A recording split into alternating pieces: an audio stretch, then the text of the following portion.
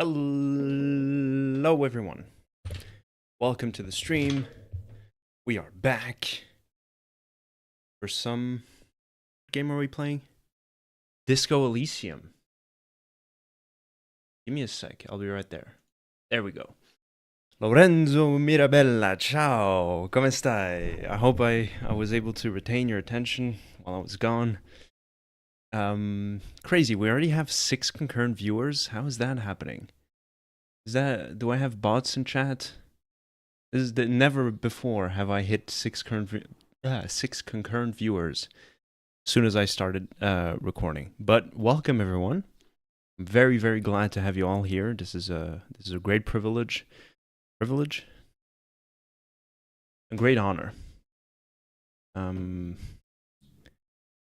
Welcome to the stream for those who are new. Crazy stuff. 8 concurrent viewers. What is happening? Let's see. So earlier this week we played some Celeste and Assassin's Creed. Came back from my break, and it was good to. It was great to be back. I'm really happy to, get back in the rhythm of streaming and everything. Really nice feeling. I really like doing this. Celeste, we started doing the B-sides of the chapters. For those who don't know, B-sides are just an alternate version of each levels with extra challenges. Emphasize on challenges. Crazy mode. So yeah. Really excited to see what else the game has in store for us. Still having nightmare from the last level of B-side 2. that was insane. But yeah, Assassin's Creed also is kind of, it's there. You know what I'm saying? I don't have many great things to say about the game. I have a few good things to say about the game. But much like my experience of the game, any positives are just mired or bogged down under so much slog. You know what I'm saying? But I'm excited to delve deeper, especially since we have bad manners to compare notes with. So that's exciting stuff. Let me see. Make yourselves known in chat. Say hello. I want to interact with people. Beautiful people. What else? Okay, so on a personal note, and the reason why I was kind of almost running late today, I've been playing. I've started Mass Effect over. I've started a new playthrough on Mass Effect. Started with the first one, obviously. Whenever I play Mass Effect, I always play all 3 of them back to back. In my personal opinion, if you want to play Mass Effect, you have to play all 3 of them. You know what I'm saying? Because it's just designed that way, that all the choices you make in the first one get, carried over to the second one, and ultimately in the third one. Even small bits and side content here and there. It's really exciting. I'm very, very hyped to move on to the second one. I just beat the first one today, right before dinner. Actually, I was able to squeeze it in there, which I was glad to do. I'm happy to move on to the second one now. I won't be streaming it just yet. I don't think so. I think it would definitely be something I would enjoy doing for sure, to stream Mass Effect. Don't want to do it just yet because every time I've played games that I've really liked, for example, actually I only have one instance as an example, is when I played Sekiro Shadows Die Twice. It didn't make that many views, and I'm not too worried about views at this point on my channel, because I only have quote unquote, it's a great number, 100 subs. I think so. Maybe we're just a little over 103. Yeah. 103 subs. And oh, Ravik is here. How are you doing, Ravik? How are your exams going? How are you doing? It's great to see you. Thank you so much for hanging out.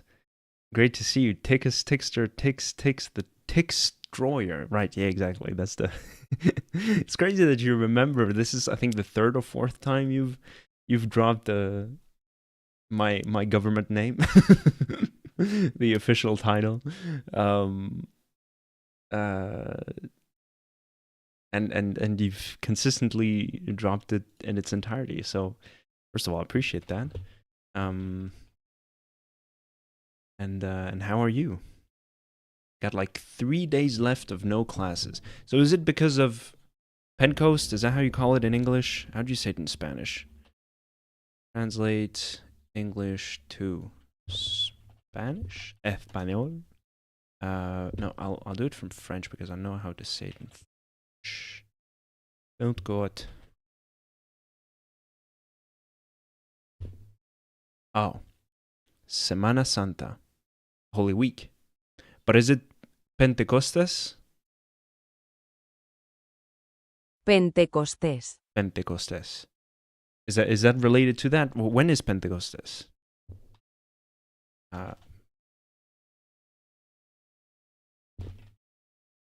What? Yeah, okay, never mind. No, that's in June. What am I thinking of? What are we right now? Boom. Let me check.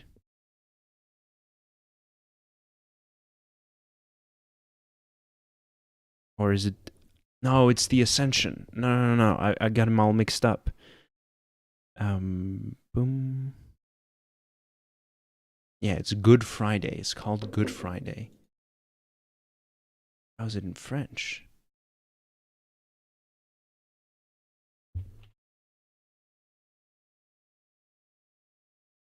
Vendredi Saint. Yeah, okay, Semana Santa. It's the same thing. We might call it differently because of, the metric system. No, what is it called? The Catholic versus Protestants or whatever. I have no clue. I'm so out of the loop in regards to religious holidays. I just know that locusts are somehow related to Argentina. You know what? Wunderbar. I was just looking at since they were used in the fight with Spain. Yeah. I was just checking out the few the sinner. This one is funny. I like this one very much. Injured? Wunderbar. And then please consider liking and subscribing, people. I'd really appreciate that. Like the stream. So my post other stuff on Blue Sky. Yeah, please do. Always fun. So I think we can slowly jump into it. I'm really hyped to get back into this game. Keep going. Yes.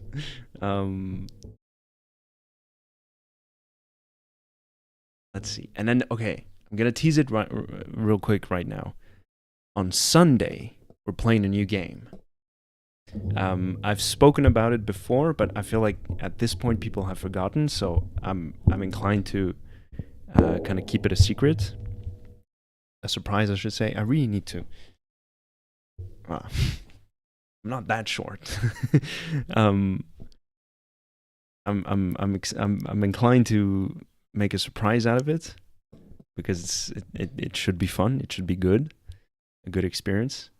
But yeah, I also really want to talk to you guys about it because it's really exciting. It's the game that I'm usually planned. Sorry, okay, I need to restart the Sunday or Monday kind of going deaf. Already, Rebek? Oh no. Sunday. How do you say it in Español? I'll say it in Spanish so you can really, really understand what I'm trying to say. What is going on? Come on, get a grip. Bear with me, people. I'll be right there. Domingo. I knew that.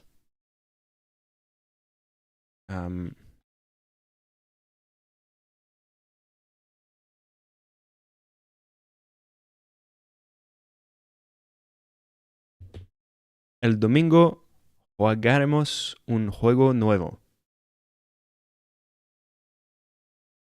My sister's birthday is on sábado. Oh, that's beautiful. Aw, that's so sweet. Little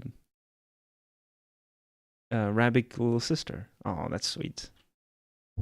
I won't be streaming on sábado, but if she wants to hang out on domingo, we can wish her happy birthday and everything. Let me just wait because give me 1 second because I was like um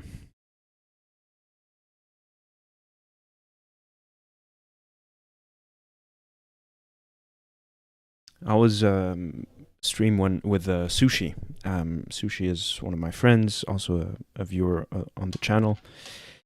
Really love him for that, and I've actually played this game for him. You know what I'm saying? And that was this stream is dedicated to him. So I I just sent him a message letting him know that we're we're gonna start. That we have started. If the party doesn't go to 4 a.m., I'm well asleep by 4 a.m. So parties in Argentina start at night and they can last up to the next day. That's crazy, man. Oh, I gotta come to Argentina one day to celebrate my birthday. See how that goes. That'd be really nice. Although my birthday is in fall, so that would be spring for you guys. I can manage that. I can manage that. I prefer spring and summer as seasons. Please consider. I've considered and I've made my decision. I will come to Argentina one day to celebrate my birthday. So I don't know. Maybe I'll come to Buenos Aires. But also, I feel like if you go to a big city, you won't get the true experience of a country. That obviously comes with many caveats in what I'm saying. But like, best example I have in mind, if you go to Japan, in Tokyo, you will have a very, you know, industrialized experience, is what I'm trying to say. A very modern, very high tech. Everything is, um, uh, you know, super advanced. As soon as you get out of the city, you'll go to the true Japan. You know what I'm saying? The small villages and the traditional customs and stuff like that. So if I come to Argentina, maybe I'll step out of Buenos Aires. Trying alfajor. Oh, that looks good. An alfajor or alaju is a traditional confection typically made of flour, honey, and nuts. It's found in Argentina, Chile, Paraguay, Bolivia, Philippines, southern Brazil, southern France, Spain, Uruguay, Peru, Ecuador, Colombia, Venezuela, and El Salvador. Hey, Sushi, what's up? We were waiting for you. Let's check what the real quick. Tastes really good. Wow. Okay, maybe I'll try them one day. These are alfajores, dulce de leche. These look nice. I like that. They come in all shapes and sizes too. Not shapes; they're all circular, but they're all different texture packs. You know what I'm trying to say? This one is a traditional one. The one you're eating or the one I'm showing? This is a traditional one. Which one would be the closest that you're having? Is it closer to? Also, if you're looking at the alfajor de maicena, what does that mean? This is the one you're having? That looks so good. Shout out Manuel Zangara. I already ate it. No, Shijan. Credits go to Manuela. Sorry, Manuela Zangara. This looks good. Is this the one you're having?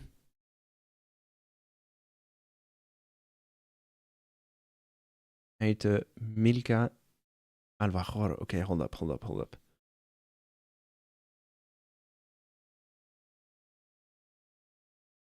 Oh, these are like of moose. Gotcha. So, uh-huh. This is more of a like a store brand, right? They're made in factories and just like mass produced, right? This is closer to how you would make it handmade, I guess. But the moose one, oh, that looks good too. Oreo, oh Jesus. American imperialism made its way to Argentina. Para cortar la tarde. I have no idea what that means. Para is with? No, for? I don't know. Tu combinación favorita. Disfruta. Oh, I really wish I knew how to speak Spanish. Can get to. Oh, they're way too expensive. 6,000 pesos. Hold up.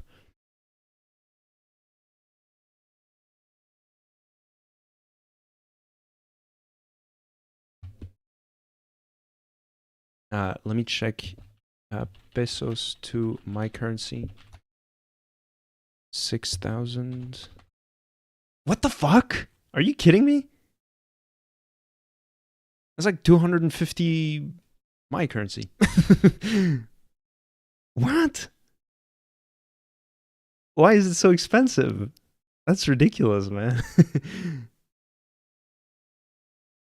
That's like the economy is in the shitter. Oh yeah, right. Sorry. Shouldn't have left.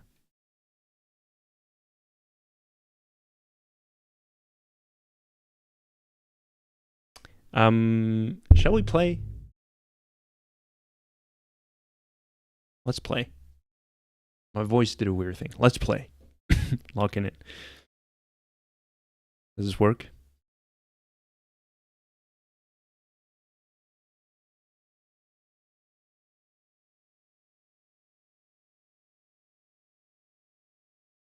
What does that mean? Iteala pinga Milei. I know Milei is the president, but what is the Iteala pinga? Oh, am I saying a bad word?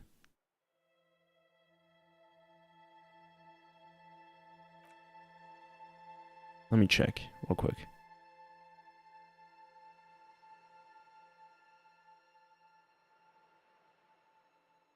Yeah, oops. Sorry. Lo siento.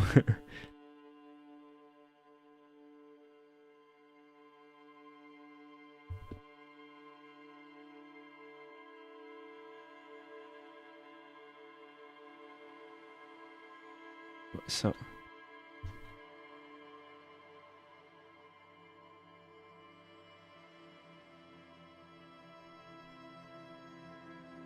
Oh. I think I kind of I phrased it ite a la. Okay, hell yeah.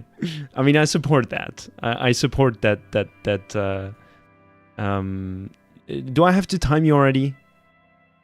Time you out already? Yeep. Perú no sirve para nada. Maybe after one day, Perú es clave. Oh, what does that mean? Hold up, I'm looking it up. Give me one. I'm so sorry, people. Bear with me, please. I want to know what Argentinians are saying about their president. Perú no sirve, I guess, para nada. Peru is useless. Peru es clave. I mean, I agree with the second part, but what? Why does he start off saying that it's useless if he's gonna change his mind the next day? For fuck's sake. By the way, I'm so sorry. Hello, Jace. How are you doing? Welcome to the stream. So happy to have you here with us. How are you doing, Jace? Oh, crazy Jace. Also, Sushi, how are you doing? Sorry, I said hello. I didn't acknowledge you. Don't think that I'm ignoring you guys.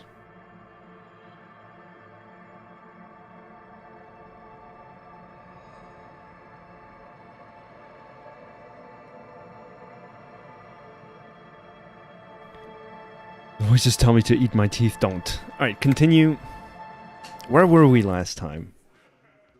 Right. Okay, so what's his name? Kim Kitsuragi isn't here with us. I'm gonna heal real quick. Quick save. Sushi, should I try talking to them or should I wait for Kim Kitsuragi? What else do I have to do? Sing karaoke. What time is it? It's 12. What day is it? Day 2? I guess it's Tuesday then? Right, it is.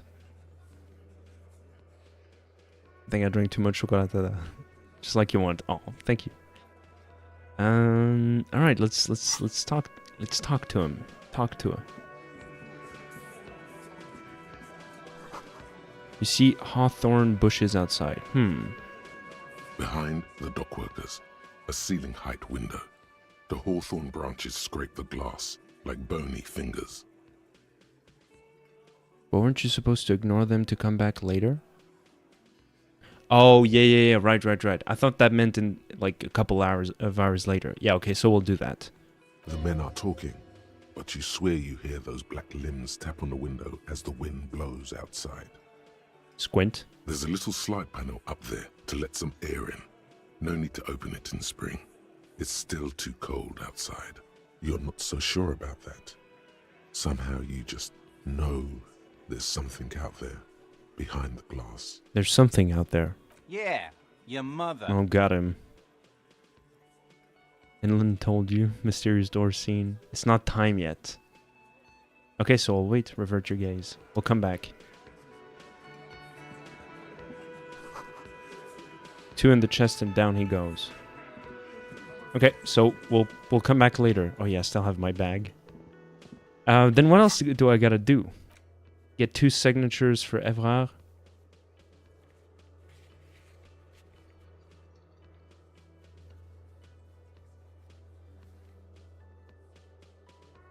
I don't think Isabelle and Liliane are available. There must be something really cool behind the glass. Is it the hanging man? It's the room right behind it. Oh. Little questions. What do Americans eat? I don't know. I'm not American. But, I guess, like, typically, a lot of fried stuff. I know they eat fried eggs. And,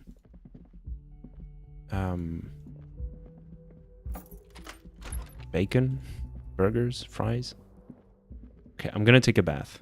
That's one of the quests. This is not the cleanest bathtub in the world, but it's cleaner than you are right now.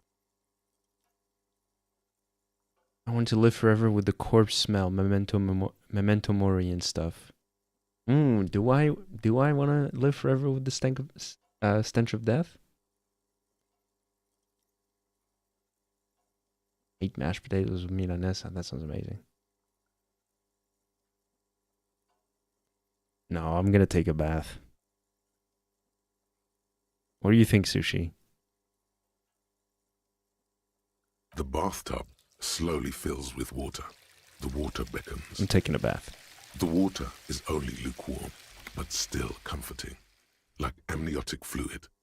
A few beer cans are bobbing up and down along your flanks. Like sad duckies. Oh. You feel nice and lonely. And so tired. Leave the beer cans in. The cans continue to bob, as do your thoughts, aimlessly splashing up against the sides of the tub. They're not even really thoughts, just assorted sensations. None of them acute enough to focus on. Imagine something. You see the corpse. You can still smell the cadaver on you. It's going to take more than one bath to get rid of that stench. Then, houses along a narrow street. A video rental. Oh, yeah. Darkness on the planet's curvature. Linger in the tub a little. Your fingers grow pale and are covered with tiny whirls as the water Oh, I cools. was healed. Damn it. I wasted a healing charge earlier. The waterline recedes as you stand. You are cold now. Your clothes stick to your still moist skin. Hell yeah. And I leveled up. Should I internalize this? +1 empathy towards Kim Kitsuragi. And solution. Oh, I can't see it. The Insulindian Civil War was not the first war to see the use of aerostatic aircraft on both sides, but it was the longest for 8 years. It was the longest. For 8 years, folded multi-rotor aircrafts crisscrossed the air above Revachol, Ozon, Face à la Mer, and the Arcade Islands. They made sweeps over sandy beaches and shot each other out of the blue sky, then sank as wrecks to the bottom of the sea. The Aces High was a custom on the revolutionary side, performed by squadron mates after landing. Lieutenant Kitsuragi likes it. Why is that? Americans eat mac and cheese with Big Macs, if I'm not wrong. I mean, it sounds correct. That sounds just about right. I can call my American friend and ask him, but Vinny, I wish Vinny was here. But damn. Hello, Axel Ocean. How are you doing? Great to see you. Glad to have you here with us. Hope you're having a good day. Do you have classes today? Are you going to have to bail on us after? I'm guessing you're going to have classes today. So wait. Segunda? Tierza? Cuarta? Sexta? Sexta? Or sexta right now? You posted the funny. Let's check it out.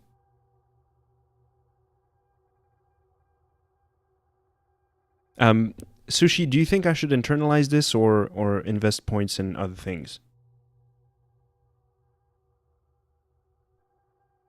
Oh, that's so cute. Hold up. Let me It's a holiday. Oh yeah, right. It is. It's also for Arabic. You guys should link up. Maybe not. Hold up. Blue sky. Notifications. Buy gift to look inside joy. No. This is a POV, you're me, right? So I'm staring this. Launch stream, open chat, joy. This is you guys. This is Axel Ocean, and it's Rabik, and it's Jace sometimes. And it's Sushi. Did I say Sushi already? And it's Bad Manners. It's joy. Because I love you guys. I don't know, I haven't internalized a lot of stuff, except racism. Deltarune reference. I hear you. Punchable.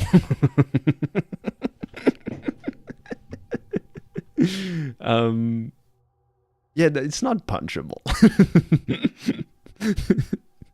It's Rabik. It's you guys. All right, I'm gonna internalize it.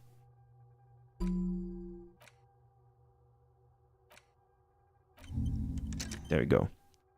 Being put in that group is not going on my resume. I tell you what.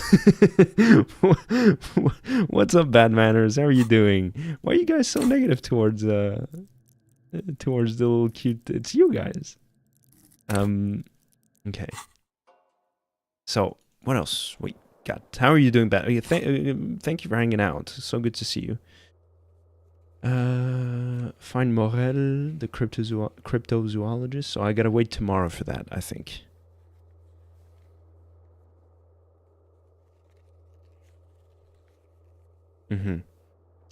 Find booze and drink it. I don't want to do that. Find smokes and smoke them. Maybe. Track down your badge. Put clothes into trash. Victim's tattoos. Oh yeah, the secret passage. I actually stopped in to check on the degeneracy of the chat. Not too bad today. Well, Jace popped in and then bailed, so we're good for now. We're good for now. This is why I need a moderator. I need someone to crack down on OG's new Blue Sky spot. I'll check in a sec. I want to play a...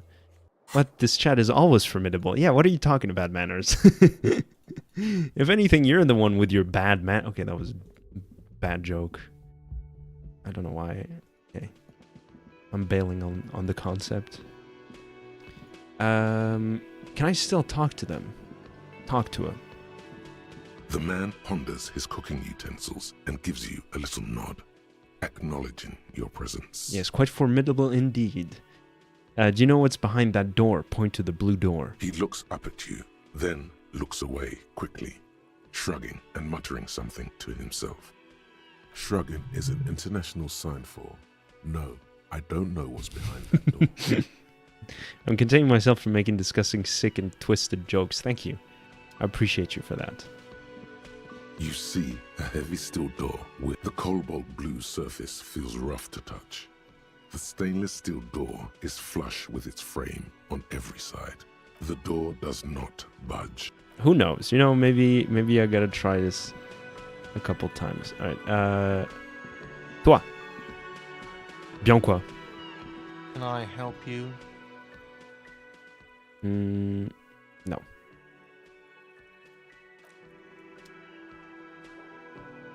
I will refrain from commenting about the topic. Oh, don't. So I'm not sure what topic you're referring to, but yeah. Okay. Anyway, do they gotta say anything? Do they have anything to say? Working class woman. You see a sturdy woman humming to herself. She seems to be browsing books. A good one? Point at the book. Yes? Hello? She nods, her attention fully focused on reading. Who are you? Me? No one. I'm just a working class woman. She doesn't really want to be disturbed that much. If she's such a working class woman, why isn't she working? Shouldn't a working class woman be working? Not all the time. Right now I'm browsing books. She pauses. Even a working class woman needs something to read. Phenomenal. It is. I'm a policeman. I know you are. Good then.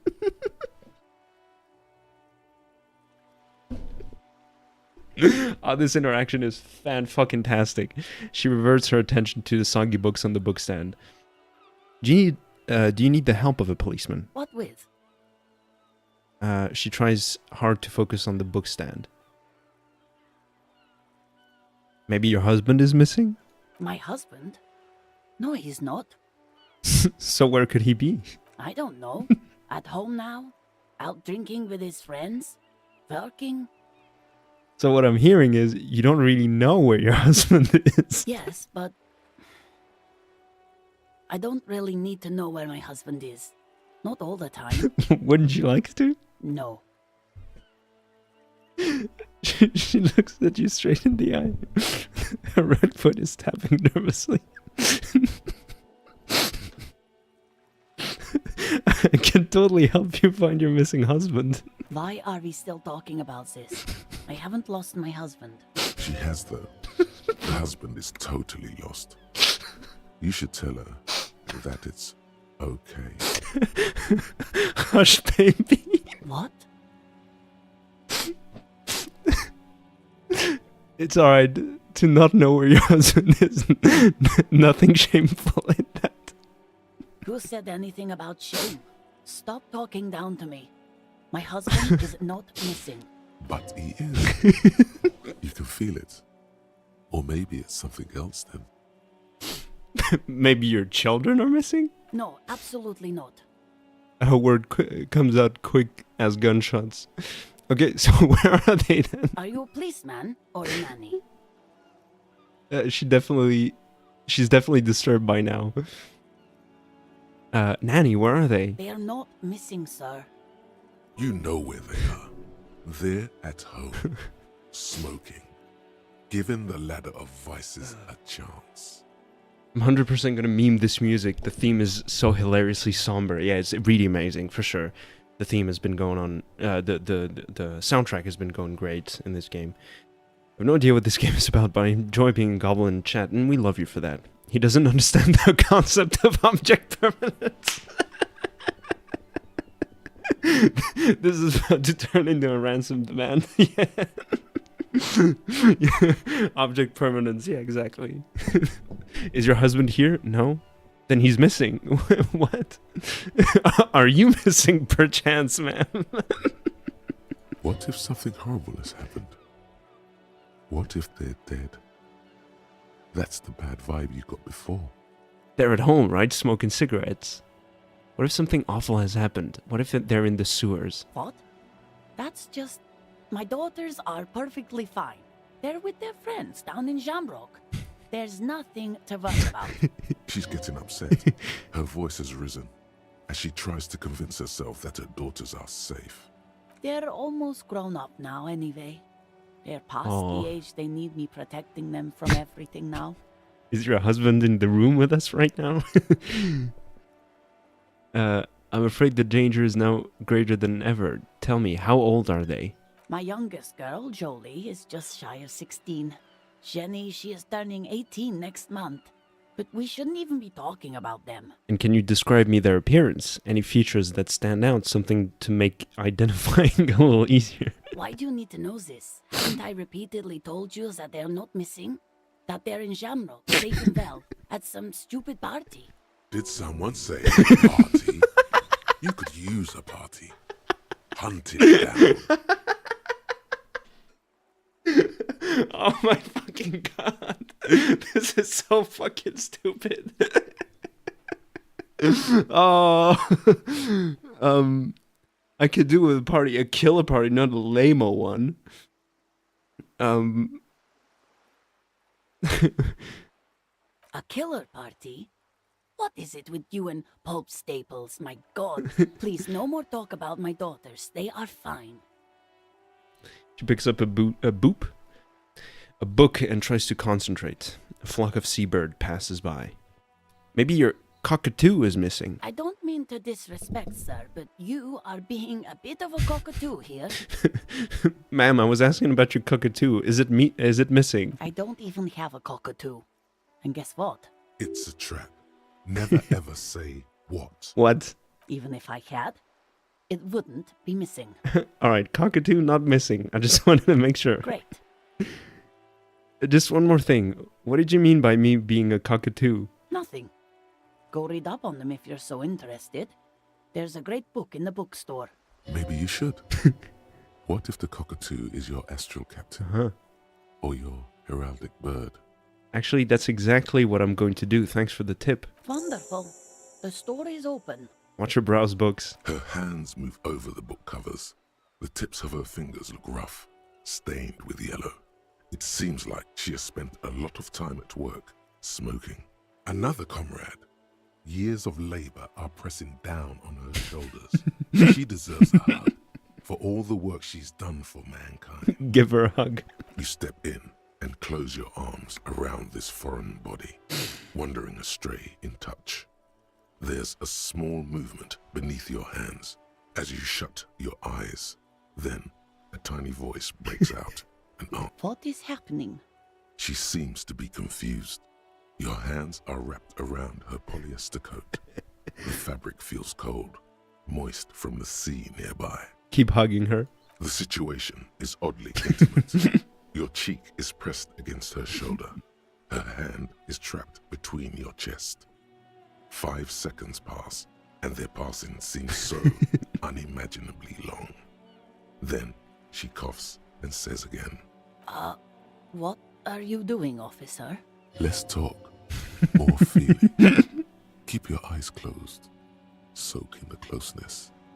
See what the feeling entails. Keep your eyes closed for a brief longer. The feeling continues. Warm and comfy on the cold shoreline. You hear a question rising to the surface, trying to break the sensation. Let it form. So tell me, how does it feel to be close to someone, skin to skin?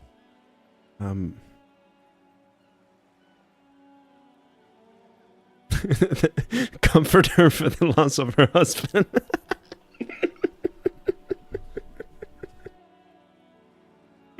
Oh my god. It all comes together now. I was built to be close with other beings. It's good, but I prefer a man. A solid muscularity would support me better. Intimacy, it's a catastrophe waiting in the wing. It all comes together now. I was built to be close with other beings. I wonder how long it has been since you last hugged someone. Do I remember? No, you don't. And it's better that way. What if I do remember? No, sorry. What do I remember? Nothing. Don't come back here. But I need to remember. Oh my God. Why are you calling me? Stop calling me. Are you drunk again? Keep them closed. I don't want to see you. I don't want to see you ever again. Stop calling me. Get lost from my life. You ruined it. Officer, what are you doing? A swash of water hits sorry. The coast behind her figure. I had the strangest, I'm not even sure. You had the strangest what? A strangest conversation. Something went wrong in my head. It's okay. We all feel out of sorts at times. There you go, officer. She starts patting your back. Something begged me to open my eyes. It was scary. I'm sorry.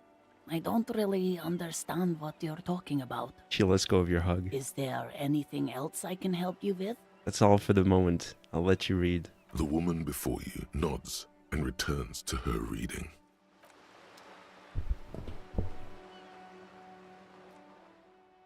Oh my fucking god. Hey, the second option is literally someone I know. I wonder who. Holy shit, man. What the fuck is going on in this game? I was waiting so long for you to talk to her. Yeah, man. You should have pressed me on this. Insane. What an amazing moment. Holy shit. I'm blown away right now.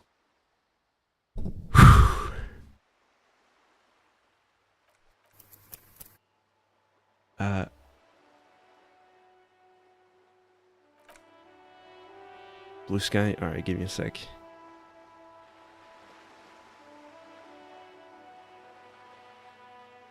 Yeah, hold up. I want to show this one.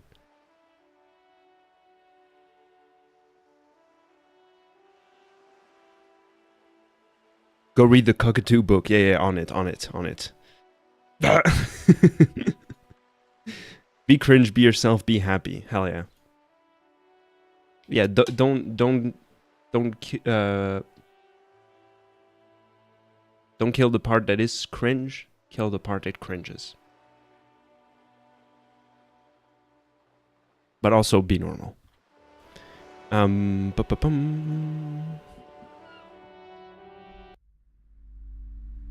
Okay.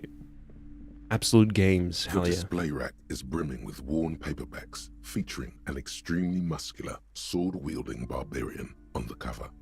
Nearly all the titles contain the word Hyundai somewhere. Storekeep, tell me about the Muscle Man books. Oh, Man from Hyundai. A very popular series of adventure novels.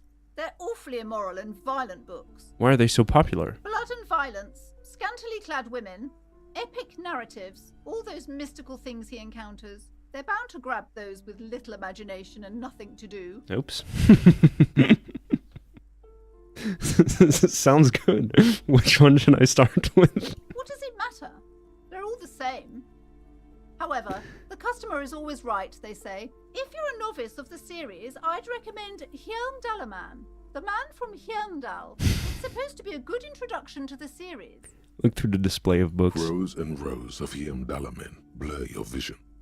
You make out some titles. Man from Hyundal and the Mammoth Riders. Man from Hyundal, Return to Hyundal. And the solipsistic Man from Hyundal and the Hyundal Man. Good God, how many are there? Maybe 100. Man from Hyundal and the sages at the end of the world. Man from Hyundal and the false god. Man from Hyundal and the scorched earth. Man from Hyundal, the Hyundal colonies. Man from Hyundal and the swamp beast. Man from Hyundal and the snow crabs. Is that all? Not even close. Man from Hyundal in hell. Man from Hyundal and the forest of slaves. Man from Hyundal under the lake. Man from Hyundal, Hyundal burning. There's even the Trial of Death, a pastoral combat game book set in the world of Hyundalaman and so much more. Oh. Do any of the books call out to me? A twinge at the back of your head makes you flinch. Your eye starts twitching. Ow! Your hand reaches toward a book with glossy cover art of the very muscular man from Hjelmdal in chains, kneeling in front of a staircase Ooh. leading to a throne. A woman sits on the throne, leering at the man. Kinky. She's laughing at him, Oh. belittling him. Well, still kinky. Between the throne and the Hjelmdal man lies a bonfire, Uh-huh. casting shadows on the wall. The shadow of the woman's headdress looks like a pair of devil horns. The title reads, Man from Hjelmdal and the Devil Woman. Aren't all women devil women? Especially those leering types who seem to wear nothing but an armored bikini. There's also some sort of a snake lizard beast slithering around her abdomen, chest, shoulder region. Huh? The display rack before you is burdened under piles of Man from Hjelmdal. Oh my god. Should I buy one of them? Maybe I'll come later because I don't want to be out of money. Man from Hjelmdal. Oh my god, mythology mentioned. Yeah, exactly.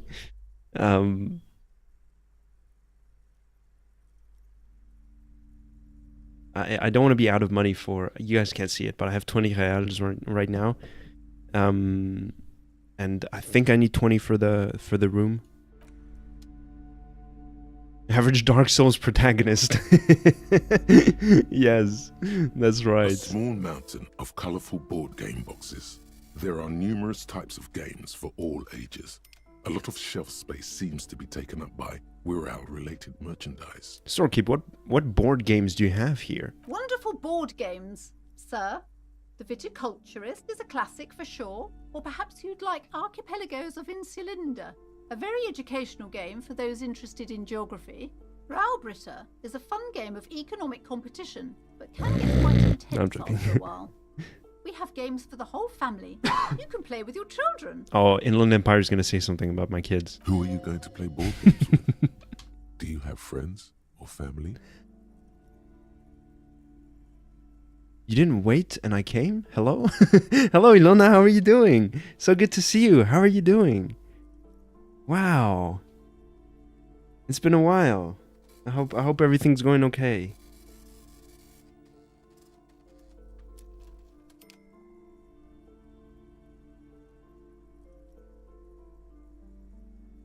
I'm full of so much air. Yeah, that's good.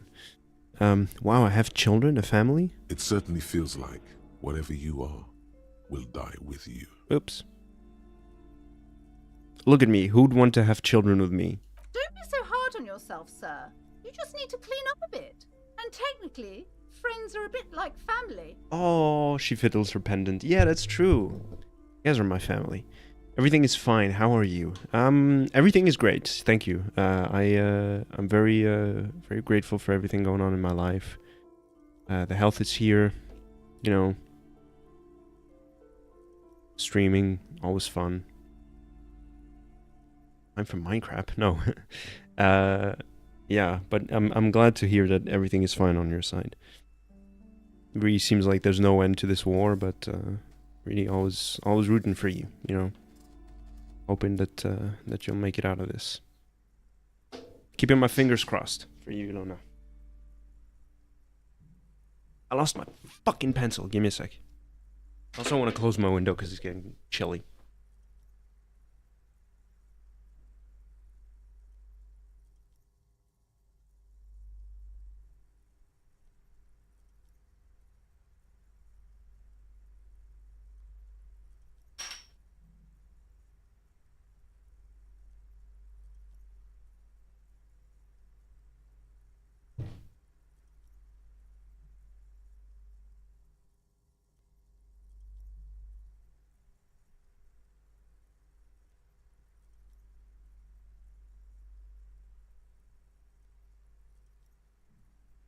Got it. Actually, 2:52. Yeah, over 5 hours.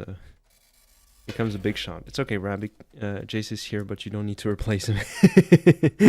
Yes, exactly. Ouch. Fucked my finger up. Pa-pa-bum. For playing with friends, I'd recommend Suzerainty. It's a civilization building game where you build a civilization, then set off to brutally colonize and repress other civilizations. It'll cost 12 real. It's, yeah. Risk. What about all these real things? Lousy auras there. No, role-playing games are popular among those types. You know, who are into those kind of things. Personally, I don't like it. Not at all. I've heard they turn people into occult enthusiasts. Mm-hmm. That they have rituals. Yes. Where they try to summon entities. Exactly. Highly immoral stuff. For sure. You can still buy them, though. I most definitely will. Look through the pile of Wural-related items. An endless variety of source books, lore books, and codices litter the table. The topmost book is titled Welkin Compendium, 2nd edition. Is there a Wural edition of Man from Heimdall? There's also a large hardbound tome with intricate cover art, The Hunters of Katawak, Boreal Creature Compendium, and a Pick Your Path adventure game book titled Tales of Wural, Cavern of Velkrag. I have that. I don't know why the English dubbers in video games are always British. It's so ridiculous. Give me some American representation. Anything that really catches my eyes. There's a box that says Wural, 3rd edition Mega Setting Supplements Module. The side panel notes, a fantastique adventure board game, new maps and miniatures. A sticker on it displays 25 real. Yeah, I want to buy that so bad. Don't have the money though. And BG3 is horrible sometimes. Yeah, there's one character in Act 1 which I absolutely loathe each time.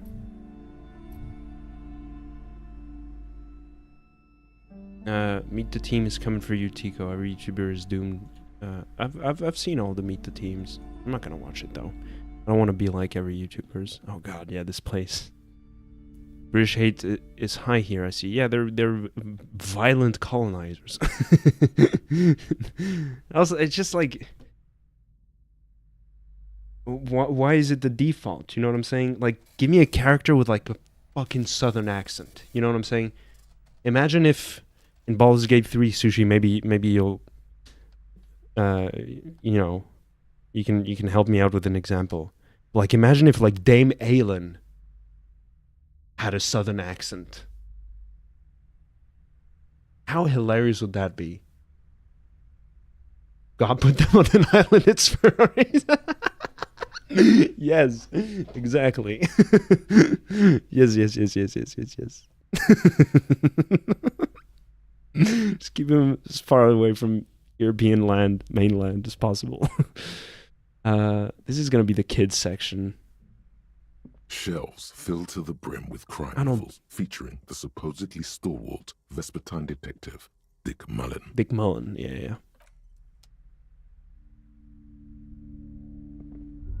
Oh. Everyone knows the most interesting thing about fascists was their magic. A sulfur-crested cockatoo sits on the cover, its beak slightly open. It looks as if the bird is calling out the book title. From A to Zurich, a guide to a well-behaved cockatoo. What about this guide to cockatoos, storekeeper? It's a must-have if you own a cockatoo. I've heard they're quite capricious. Angry storekeeper stare down. Whoops. Flip through the pages. Turns out that there are so many different cockatoo species, and they all have behavioral problems. Do I want to try and steal it? No. I don't want to. I don't want to do that. Storekeeper, yeah. Shush. Don't judge me. I can't read. It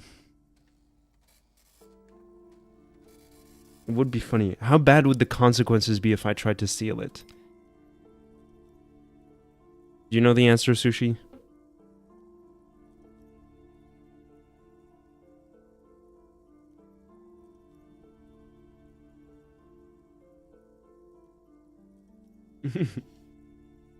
I don't know, you have to try. Oh god. I don't understand anything, but I'm very interested. Okay, so, Ilona, this game is a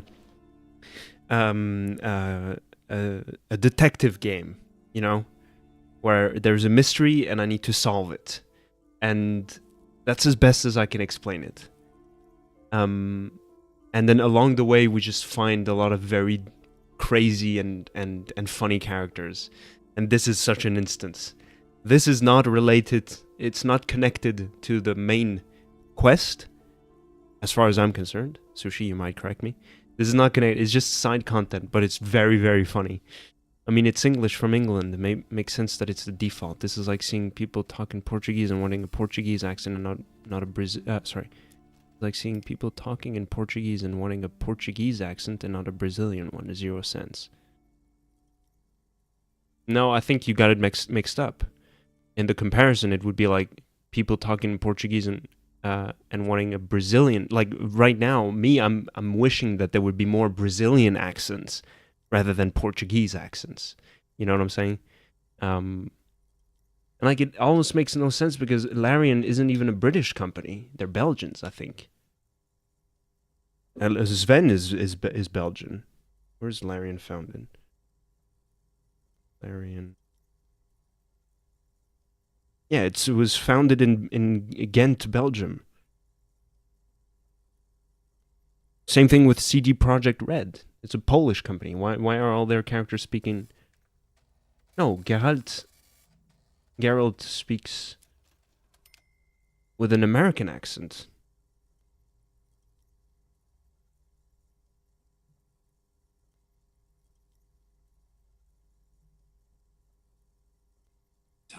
Shut up. Easy on the insults. I could add to your misfortune. Yeah, that's at least it's not a British accent. Yes, it was a joke. I'm talking shit about Portugal. Okay, yeah. It's just like the first half of that sentence got me confused because you were like make sense that it's the default. Yeah, no. So I hear what you're saying. You know what's so funny? A friend from Portugal told me this. Apparently, there's a great a lot of the Brazilian diaspora is coming back to Portugal, right? You know, they're just migrating back. I don't know if it's been a recent thing or it's been going on for many years, but basically what's happening is that in Portugal, they're complaining. A lot of Portuguese people are complaining. They're saying like, oh, we got all these Brazilian coming. They have no respect for our cultures, our customs. They're just like speaking their own language. So disrespectful. And like when my friend was telling me that, I was just listening being like, I mean, they're wrong. Like, who cares? It's like the whole point is to have a melting pot and everything. I was having this very naive view. And then my friend tells me, she goes like, which is so funny because centuries ago, Portuguese people went to South America, colonized the place, genocided the whole people, and now they're complaining that people are going back to their country not speaking their language. Mainly Portuguese kids, Portugal kids watching Brazilian YouTubers and getting the accents. Okay, let's try this. People, cross your fingers, please. Slowly, Fuck. you move your hand toward the tome of cockatoos. Before you reach the book, you're interrupted. Sir, no touching the merchandise. People like their books pristine, not handled by God knows who. Oh, shame. Okay, well, I'll buy it. Oh, a nature enthusiast. Good choice. I knew it was a good idea to keep that around. Uh-huh. I'm gonna goon to it. Find your heraldic bird. Yeah, okay. Boom. Interact. A cockatoo is a parrot with an erectile crest, found on the Seminine Islands and in southern Fas a la Mer. Known for their intelligence and general precociousness, cockatoos are popular birds in aviculture. However, they often exhibit various behavioral issues.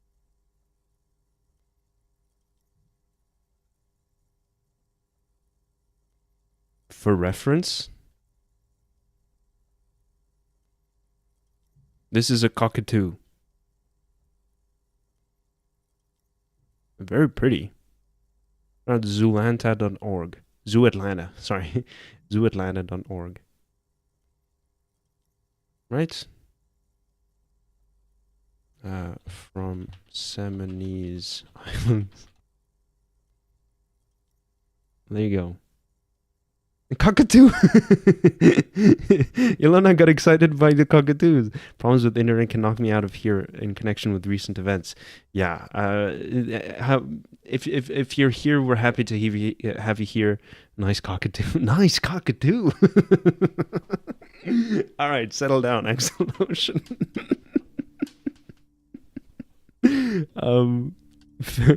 Yeah, nice crest. Favorite type of crest, personally. Yeah, really nice crests for sure. If you can stick around, Ilona, it's great, obviously, but you know, you staying safe is the most important. Hopefully, we'll figure out a way. You know, you guys. What, I didn't even say anything. I love the cocktail. I love that Ilona is in love with cockatoos. That's amazing. Am I becoming a psychic, or why do I get so many premonition dreams? If you ever have a dream about me, please let me know. But these are very pretty for sure.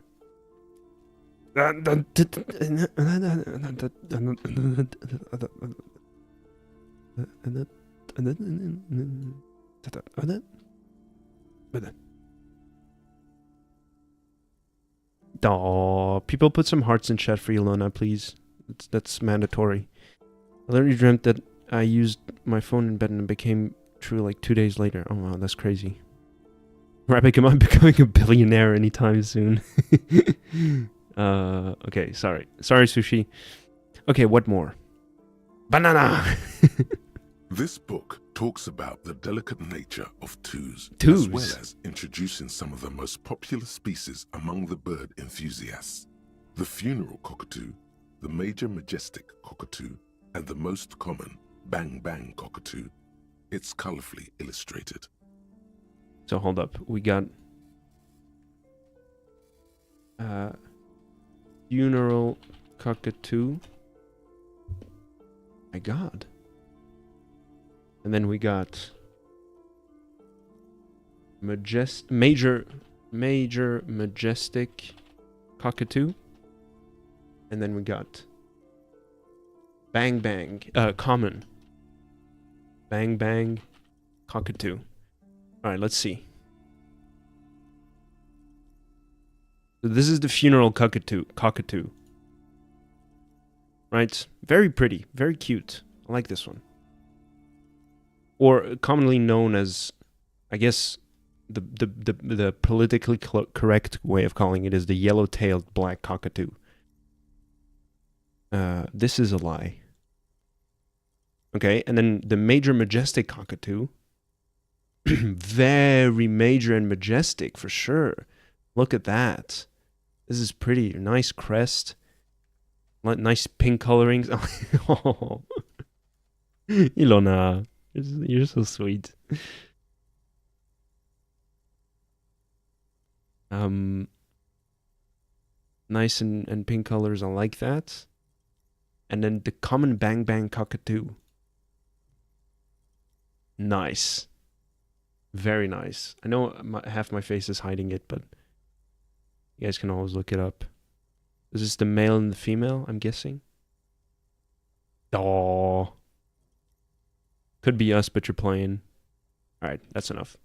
Enough cockatoos. Nice erect crest, yes. Read about the funeral cockatoo. This is a yellow-tailed black cockatoo. Its specific name, Psittacus venereus, relates to its dark and somber plumage. Mm-hmm. This bird looks as if dressed for a funeral. Yes. 24/7. There is something indisputably ominous about it. I wouldn't say that, but sure, narrator. All right, what does Inland Empire has to say? Ooh. Cool. Oh, fucking love Inland Empire.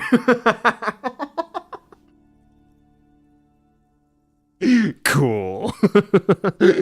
Oh. Oh my god, this is amazing. Holy shit. Okay, read about the major majestic cockatoo. That's the pink and white one. Perhaps the most impressive Mhm. of all the species, That's what I was saying. the endangered major majestic cockatoo, is often described as the most Yes. flamboyant bird Very in gay. the jungle. Its pink-colored wings and flowing crest embellishing its proud and bumptious nature. Bumptious, what does that mean?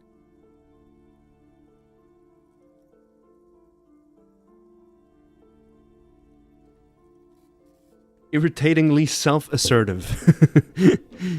In the words of poet-explorer Sir James Fournier, few birds more enliven the monotonous hues of the verdant forest than this big, bold, and beautiful species.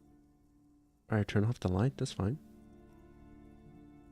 Read about the most common bang bang cockatoo. Despite its banging name, Mhm. the bang bang cockatoo is actually the shyest of the species, common in almost all Seminoles forests, as well as zoos and homes all over the world.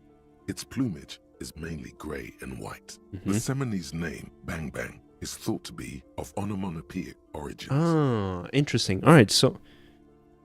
honestly, this bird does sound a bit like me. Yes, but all those cockatoo species are so different. Which one are you? Wait, no,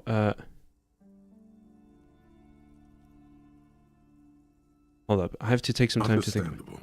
Choosing your heraldic bird isn't a trivial question. Right. Alright, so what problems do these birds have? Where to even begin? All cockatoos are known for their needy natures, requiring attention for at least 2 full hours a day. They love to talk and have been described as lovable clowns who just don't know how to wrap up. Me. I could have handled that. It would be nice to have someone to talk to when feeling lonely. Who would ever want a chatty companion? I want someone who knows how to listen. Yeah, I could handle that. It would be nice to have someone to talk to when feeling lonely. Pet owners also report moodiness, loudness, and hostility as recurring issues. If left unsatisfied, cockatoos may scream non-stop, pluck their feathers, or become aggressive. Yes, that's me. Right, that's pretty bad. Anything else? It is not recommended to get a cockatoo if you're not able to cook them food every day and give them the full care that they need. These birds will never understand that you have a life of your own. That's not me, though. I respect your boundaries. But please notice me. Yes, but there has to be something great about cockatoos as well. You're right. Cockatoos are magnificent creatures. They love to perform, cuddle, and show off, and will even scream for fun, often as loud as up to 135 decibels. Honestly, this bird does sound a bit like me. Yes, but all those cockatoo species are so different. Which one are you? But what if I am a fuck-up-a-too? A fuck-up and a cockatoo? You're right. You're a fuckatoo embodied. This sorry-ass bird belongs on your heraldry. It probably doesn't even have feathers and only screams. Oh, okay, put the book away. So I found my my spirit animal. I forget what they call it. Hell yeah. My heraldic bird. Yeah, that's right. So wait, am I sorry cop even more now? Yes, 11. Oh god. This is so funny. What else we got? The plaque on the shelf reads, Biographies of Famous People. You see a large variety of names, none of which ring a bell. Storekeeper, anything of note in this shelf? I would say. The Greatest Innocence. Yes, most certainly. It's an important educational tool delving into the depths of history, religion, and their relation to innocentic power. Who or what is an innocence? A very influential historical figure. But surely I don't have to tell you that. You're a law officer, and law officers have at least some education. The book is also very daring. The author aims to re-examine the universal understandings of the innocentic system, creating a fresh vantage point and a shift in the tired order of things. I thought it was about which of... thought it was about which of these innocences is the coolest and greatest. Perhaps for a layman, deep analysis is necessary to peel back the multi-layered meanings. Certainly, it's prudent for a person to have at least an elementary understanding of history and society. Imagine the chaos we'd be in otherwise. You feel like you should get this one. Definitely. It's important somehow. There's something personal inside. Okay, look through this display of books. Browsing through all the books with all their names makes your head spin. None of these seem important or relevant. It's all just vapid egoism. Suddenly, a particularly odd title catches your eye. It reads, High Speed Love, the tragic true love story of Jacob Irv and Alfie Delatraz, by one Cecilia Averbrook. What is it about? High Speed Love chronicles the romance between two of the finest tip-top tourney racers in history. One of them is the madcap driver, Jacob Irv. His blonde mane graces the cover.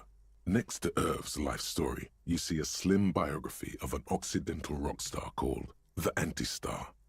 He's famous for shooting morphine into one of his eyeballs. Oh my God. And cocaine into the other. Jesus Christ. Next to that, Rivasholian radio personality Guillaume Bevy stands in front of a rundown drug den.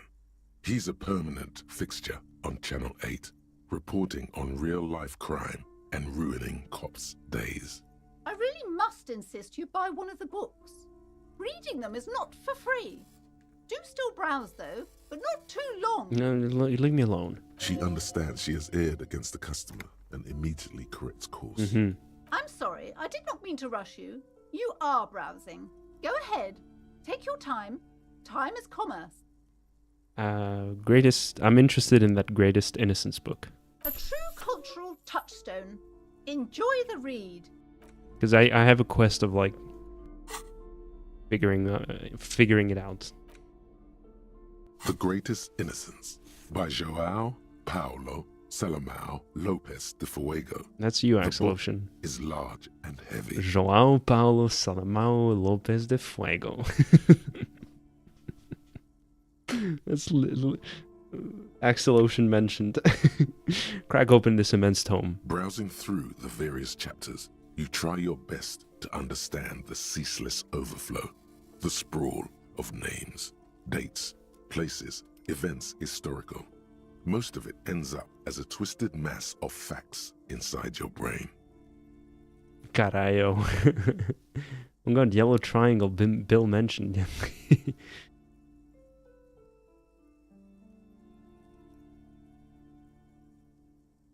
Oh. Your educational survey is done. Did you catch any of that? No. Oh well, it's pop quiz time. Let's see what you've learned. This might take a few minutes. You ready? Sure, why not? That's the spirit. Here we go. Question 1. Who was the first innocence? Oh yeah, this is what I was made for. That's so. Alright, go on. Give me all the hints you got. A pop quiz is a short examination designed to test your knowledge without any prior warning or announcement. Such exams allow the teacher to assess how thoroughly the students have retained the material. And voila. Now blast that first innocence. Oh, this is so fucking funny. Oh yeah, this is what I was made for. All right, give me what you got. A pop quiz is a short examination. Thanks for nothing. Dolores Day. Dolores Day? Pop quiz edition. Incorrect. Dolores Day was the innocence of humanism, internationalism, and the welfare state. She codified parliamentary democracy and created modern institutions. Among these, the moral intern. She was powerful and beautiful on all her icons. Her colors are silver, white, and apricot. And when you think her name, Dolores, stomach acid rises to the back of your throat, and it hurts. You see a flash silver, a wreath, an airport bag, and blonde hair. You don't know why. Another choice, perhaps? Steer clear of this one. There's something terrible about this one. What? A strange sensation of loss. When she left the earth, the dust, and the ice, and the humans. That is unimportant to the quiz. Stop thinking about this. Yes, the quiz is impersonal. No need to rouse sensations in yourself at the mention of Dolores Day. Who was the first Innocence? It wasn't Dolores Day. The Pericarnassian? Correct. Oh. Nothing much is known about him. It's not even clear that he was a he, but Franco Negro presumed as such and called him Pius. He's depicted as a young man with molten gold pouring out of his mouth. All he spoke was gold. It's said he invented God and equality of men before God. He also introduced the gold standard as a way for measuring people's love for Aurum. Mm-hmm. As the first Innocence, he declared that there should be more of those like him. It is presumed his disciples were the beginning of the Holy Party, the founding party. Question 2. Oh. Who was the strongest Innocence? Easy. Everybody knows the answer to this. You, me, anybody. Sure, try again. I trust you've got my back. An Innocence is the highest category of historical personage in the world, a literal personification of history. Traditionally, an Innocence, when anointed, assumes supreme rule over the Occident or the known world in general. At least the parts that matter. Interesting. Yes, so interesting, but I thought you'd give me the answer to the question. I can do better. Okay, so commonly an Innocence does not enforce his or her power through military power. This is seen as unnecessary. The Innocence wins because an Innocence can't help but win, for their deeds are inevitabilities. Did this help? Yes, immensely. Great. Dolores. Dolores Day? Incorrect again. While she originated many modern institutions, launched several successful expeditions, and was even critical of the Innocentic system itself, and somehow keeps popping up in your mind, she is not often considered the strongest. Is Dolores Day like the ex-wife or something like that? Even though the words most associated with her rule are l'amour, la compassion, la autodiscipline, love, compassion, self-control, which could be seen as facets of strength. Would you like to try again? Please, relax. Franco? Correct. Oh. Named the Innocence of militarism, he codified hereditary rule, but at the same time ended serfdom and established the Inter-Isolari Real as the global reserve currency. He also established the concept of the nation. Try 4 again. Oh, sorry, Sushi. Franco Negro attempted to solve the rising tensions between the aristocracy and bourgeoisie by building a unified society in which every man has a place and a mission, but at the same time may rise to nobility provided on the strength of his virtue. Question 3. Who was the false Innocence? Got it under control. No problem. Solid on this one. It's widespread historical information. You're going to be helpful this time? I could use a hint. Yes, there exists a group called the Founding Party, known as the Holy Party, during the time of the Pericarnassian. This, the world's oldest international organization, spends its time in search of either the re-emergence of the Innocence or new members. Sigh heavily out loud. There seems to be a mix-up with the sources. It's not my fault.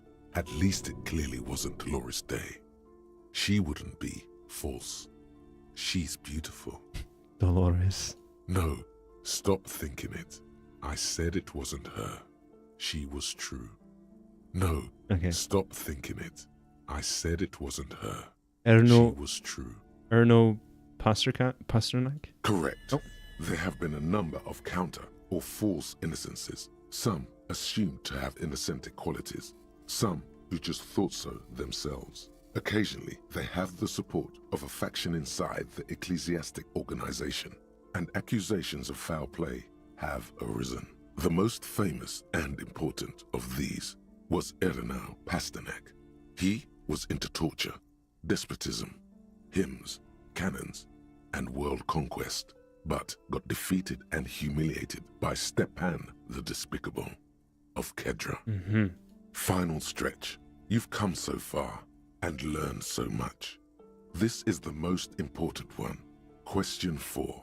Who was the greatest innocence? Dolores. The most important of them all.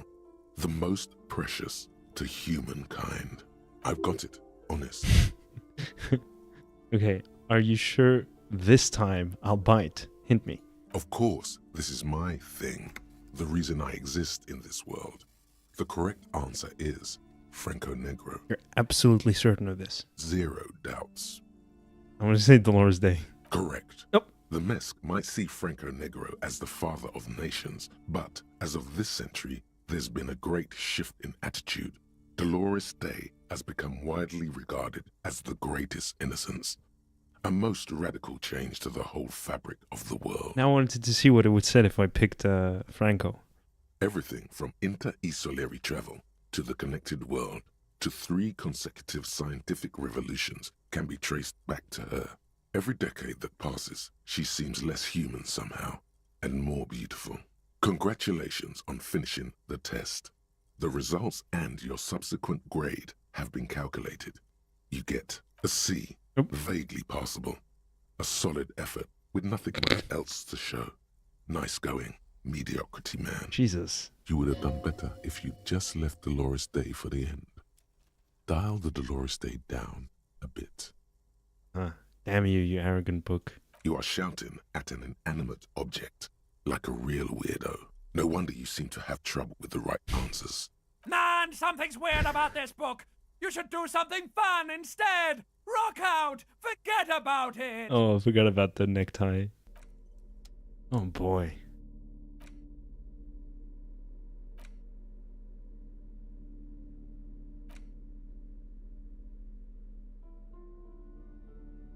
Handwritten note from the fridge? The note is written with a blue pencil on a piece of lined office paper. The kitchen magnets have left spots on its surface. Read the note. Someone has scribbled, S. I can't believe the off-site copy is still here.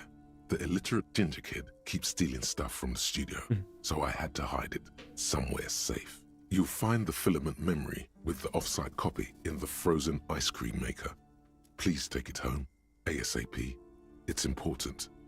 I'd do it myself if I lived in a civilized place with a freezer. Take care, Sulislav. Who wrote that note? According to the note, someone named Sulislav. What's a filament memory? The note doesn't specify. It's part of a radio computer. When not in use, filaments are stored at temperatures below 0. Who's the illiterate ginger kid? The note does not specify. Are you serious? You sure you don't want to hazard a guess here, detective? Oh, you mean Kuno? Ding, ding, ding. We have a winner. Where's the frozen ice cream maker? Didn't you see one right next to the breaker box? I did not.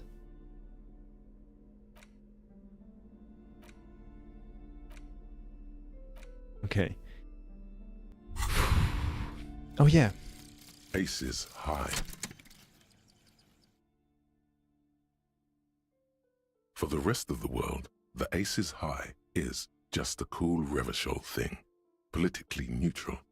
In Revachol, it still holds revolutionary connotations. Also, have you looked at Lieutenant Kitsuragi's clothes?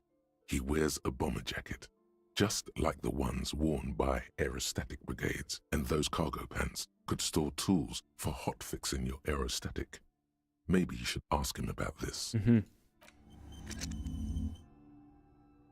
Hell yeah. Cool. There's more here. I'm gonna take a 2-3 minute break. I want to go to the bathroom, fill some water, and get a snack. So I'll be right back. Bear with me.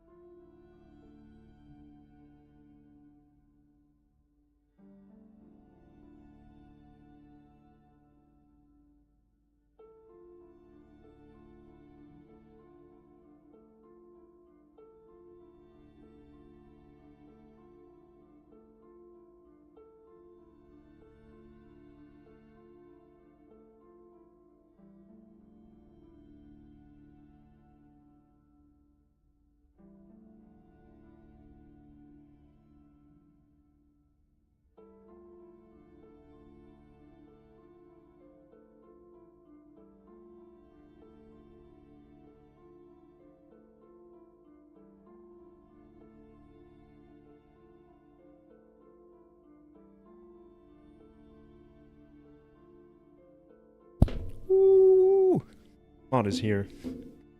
What's up, Mod? Oh, don't cry. I'm back.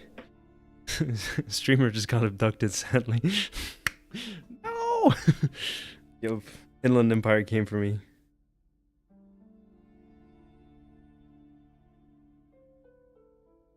Oh, interesting. We have there's some tips right under the webcam. Hold on. Revachol is pronounced Revachol. Oranje is pronounced Oranje. Classier is pronounced Classier. And there you have it. Emergency frog alert. Paging Dr. Me. Emergency. I don't know why I have that song in my head every time I hear emergency. I don't even know what that song is. I've never listened to it. I only see it in Tic Tacs. Oh. What now, though? I guess I can keep reading these. Several maps have been attached to a bulletin board hidden inside the alcove. They're held up by small pins. The board has come loose from one corner. The maps look old and faded. Your eye catches a map of Insulinda, a map of Revachol, and a map of Martinez. Look at the map of Insulinda. This large map displays archipelagos. You see a constellation of small dots on the light blue emptiness of the Insulindic Ocean. The largest in the northeast is La Caillou. You are here. Another far away in the southwest, Seminese Islands, Ile de Fantôme, Ozon, Laurentide, Fas à la Mer, Archipelagos, North Arcade Islands, all just specks of dust on the vastness of the Insulindic. On the edges of the map, the color fades into a blur of dotted lines, black and white. In the northeast, a dust mite stands on the north coast of Caillou in a bookstore. It's you. Squint first. Can you see cities on the islands? You can on Caillou, Revachol, a single black star on Ozon, Fondelier, and Vimandu on archipelagos, Croyan Moran, Villiers, on Seminine, Olduvai, and on Laurentide, Deora of the Seven Seas. All these words mean nothing to me. Lost little pearls of light, tiny fires in the dark. God. 850 million people live on these little dots, an oceanic world of culture and commerce torn apart by history. Look at the edges. The ocean breaks apart into a tangle of cosines and azimuths, all pointing into pale nothingness. Windy is the north azimuth. Grad is the northeast azimuth. Samara is the east azimuth. Seol is the west azimuth. That's where Kim is from. Isolas, they're called. Connections to other worlds. Words past the Insulindian, unknown to you. You only know you've never been there. You have little idea what they are. Distant stars, gods, but looking at them makes you feel almost non-existent. Whatever they are, the Isolas are immeasurably large compared to you, and very, very far away. Perhaps they are gods, gods of distance and outer dust. Look at the map of Revachol. The north coast of a verdant island is shattered by the delta of a river. It is the River Esperance. Countless bridges put the shards back together, connecting city blocks to river islands. La Delta says a great artificial heart in the center, teeming with life forms and construction. I have to wait until it comes back to tell you Axel Ocean. Right now, I can't remember exactly what it looks like. To the east, rolling hillsides, Le Jardin, Stella Marie, the suburbs of Saint-Baptiste, swallowed up into the megacity. They sound rich to you. This is Revachol East.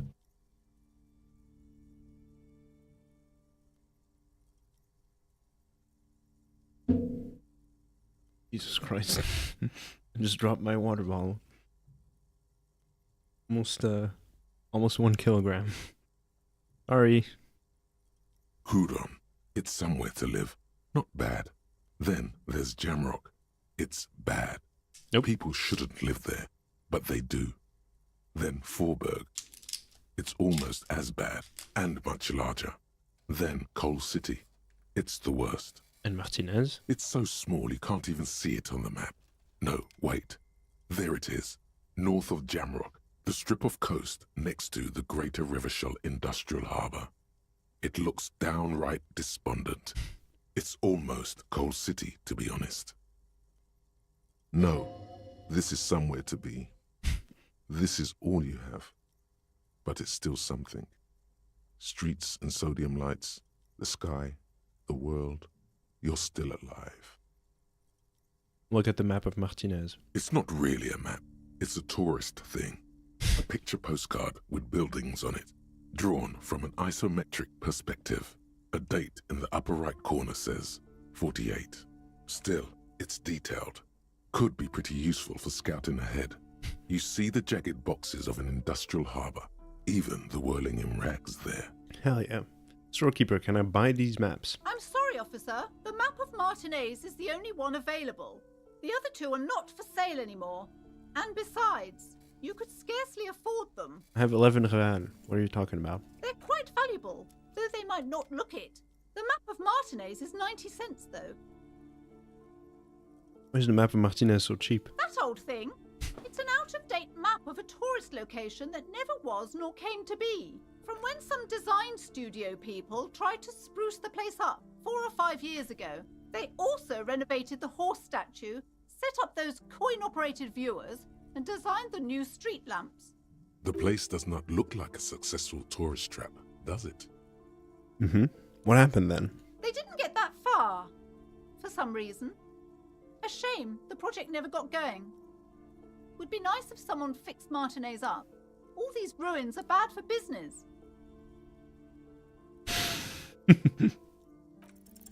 Slowly, you move your hand toward the map attached to the board.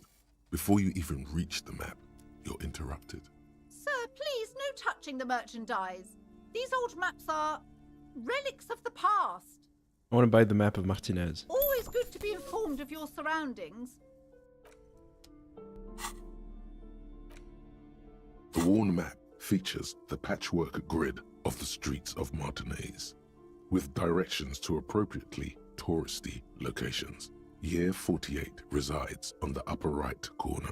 Here's the path through the grid. Your finger moves through the various streets, across Rue de Saint-Ghislain and Rue Saint-Sipar, over Saint-Brun and Martinez North, finally coming to a halt on the spot where you are currently standing, although the map gives no such indication itself. For a more detailed view of the map, go to your journal and select the Map tab. Oh! I should have done this way earlier. There we go. I already had that. Oh, there's a huge cube here. What the hell? The map is really cheap, or these coins are made of gold.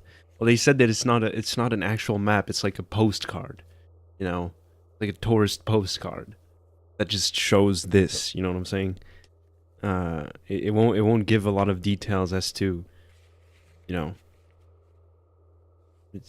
the street grids and whatnot.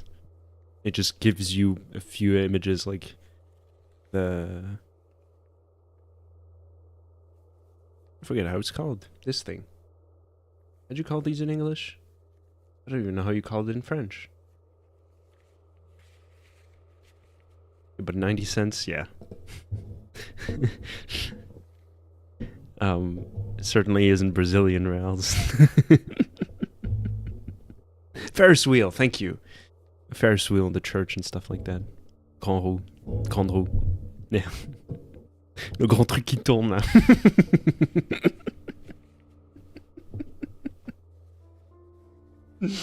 Oh, sorry. What is this cube here, though? Right next to the Martinez waterfront.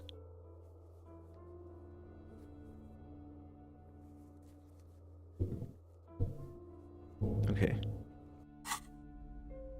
We call it big wheel here. that same in French. Grande roue is big wheel. So here we go. We got something in common, Axel Ocean. This bookstore is not strictly about crime, romance, and biographies of famous people. There's also a wide range of paranatural literature. Ooh, right up my alley. Storekeep. What books are there? Are these? Sir, please, no browsing in that shelf. That wisdom is not for free. I can't have you end up, like, opening a police store next door and stealing my customers. Oh no! Look through the shelf. Amidst the various books, you find one written by someone named Matthias W. Dundas. It's about wholeness, unity, balance. These three things are very important to the working class mind. The point of the book, and many others on this shelf, is to give people medicinal advice in situations where they don't have access to paid health services. How does that work? It serves platitudes, while also telling everyone that traditional medicine, the kind people don't have access to and which costs more than this book, is garbage and would only give you cancer anyway, without even curing your cold or anything. Wholeness, unity, balance, on the other hand, can basically take care of anything. Though it is important to note, when it's up to your mind to heal yourself, then it's because of your mind that you're ill in the first place. Does the book say anything else? The book features chapters on topics such as how to find magnesium. It even lists plants you can harvest magnesium from. How to continue drinking if you're an alcoholic who has destroyed his liver. And there's even a chapter on the ancient Seraise tradition of using duck gallbladder preservatives to treat and prevent sexually transmitted diseases. Pre and post factum apply. Nothing worth buying. This is just mundane garbage. What's even paranatural about this? It does look like a fan. I see what you're saying. This is Axel Ocean's fan. An Eldritch fan. A fan made by... Oh, what's his name? H.P. Lovecraft. Inland Empire is the best. Really. Remote Viewers Division. Heard about the curse. Find something truly otherworldly.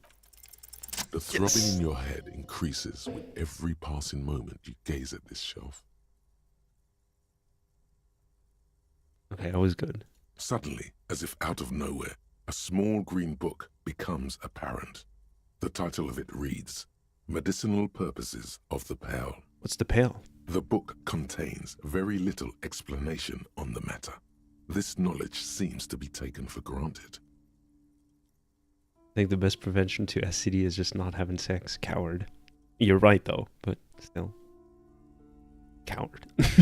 What's this book about? The book contains descriptions of various pseudoscientific therapies, alternative medicines, and folk remedies involving the pale, also known as le territoire. Le territoire. For example, it recommends vigorously swatting one's naked body with a venic or hand broom, made from the leafy twigs of a young birch tree from the near pale. Sounds invigorating. It is, and good for the circulation too. What else? It also recommends consuming distilled spirits like vodka or whiskey that have been aged in the pale. Readers are instructed to cover these jars in a shallow hole just inside the pale and leave them there for 30 to 60 days, depending on the potency desired. What does this pale aged liquor do? Among other benefits, it is alleged to restore a damaged liver to perfect health. How is that possible? Is it any more improbable than anything else that human beings put their faith in? Fair enough. What else is in there? For general health and well-being, readers are encouraged to take regular strolls through the pale, though a sidebar cautions readers to limit each stroll to less than an hour. What is it, the back rooms? These strolls promise to cleanse the mind of worries and the body of toxins, especially if the perambulator performs this ritual in the nude. Nudity figures prominently in a number of these prescriptions. This is exactly what... God, I fucking love Inland Empire, man. What an amazing choice to invest all my points in this. Anything else of note? This is exactly what you need. Oh, you don't like that mod? There's an entire section devoted to cures for men who are struggling to perform their marital obligations. I probably need that. Excuse me, sir. I believe you've been perusing that particular volume long enough. If you'd like to continue reading, I must insist you buy it. Cock block. Alright, I want to buy medicinal purposes for the pale. Indeed. Something about that book does seem to have spoken to you. It most definitely has. Well, The I book hope has it spoken contains to what me. you're looking for. Alright, let's see. Help me get an erection. Medicinal Purposes of the Pearl. The cover of this heavy tome features a number of esoteric symbols. Open the book. Flipping through the book, you find a number of sections on the general benefits of the pearl. A large pharmacopoeia makes up nearly half of the book. What's a pharmacopoeia? You come across the following explanation. While modern pharmacopoeia are continually updated by so-called experts based on the results of clinical trials, readers will find assembled here the timeless wisdom relied upon by generations of traditional Seolite medicine practitioners, Mesk mystics, and Ilmaran folk doctors. It's all quackery, in other words. Finally, something to calm the angry spirits that have been plaguing you. Right. It seems to contain descriptions of the medicinal properties of various ingredients that may be gathered from the pearl, as well as instructions for producing a variety of herbal remedies. Is there anything in there about restoring lost memories? There are a number of Seolite tonics that promise to improve your short-term memory, but nothing that speaks to your condition. Anything about curing an apocalyptic hangover? I just want something that will soothe the relentless torment of my existence. What you're describing is booze. Nope. You don't need any herbs for that. Anything about curing an apocalyptic hangover? There's nothing in here that speaks to hangovers directly. However, while browsing through the various descriptions, you become convinced that you could assemble something from the ingredients listed here. Want to give it a shot? Rub your hands together. Alright, book, let's see what you got. First, you need to choose a base ingredient. Oh my god. Ginger root. Next, you'll need to combine the base ingredient with an appropriate vehicle. Boil it with a tea made from birch bark. Lastly, is there anything else you'd like to add?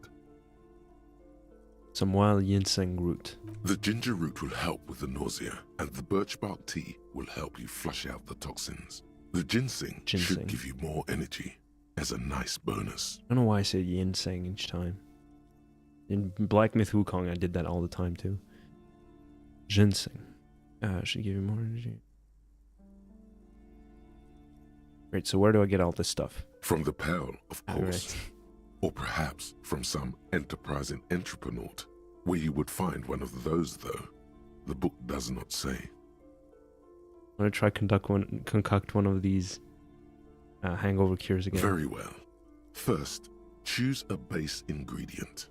Common meadow rue. Next, you'll need to combine the base ingredient with an appropriate vehicle. Mix it with a dram of whiskey. Lastly, is there anything else you'd like to add? A few pomegranate seeds. The tincture you've invented sounds intriguing, but its medicinal value is suspect, to say the least. Safe to say it won't cure your hangover. Whoever wrote this never heard of the hair of the dog. Fuck this book. See if there's a bar open that'll still serve you. Would you like to try again? Yes, let's try again. Very well. First, choose a base ingredient. A sprig of fresh mint. Next, you'll need to combine the base ingredient with an appropriate vehicle. Mash it into a paste with some aloe vera? Aloe vera? Lastly, is there anything else you'd like to add? A spoonful of sugar. You've created a delicious tincture of whiskey and ginger. According to the pharmacopoeia, it should increase your energy and focus, though, in your experience, it's only done the opposite. If only you could find one of these right now and drink the shit out of it. The book said it's good for you, so it would be okay. Would you like to try again? No, this is just a bunch of hooey anyway. You closed the book. and find yourself staring at the familiar cover once more. Put the book away. Alright, well, I've lost all my money. I won't be able to sleep tonight. Anything else? No, I'm going out. I wanna check other things. Nope, what did I do?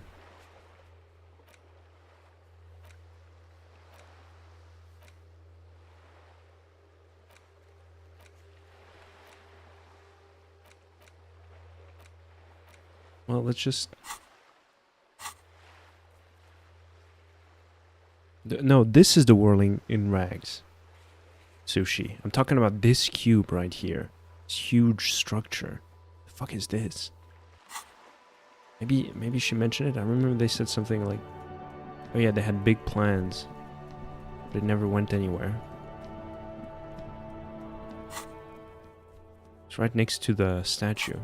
This is the statue right here.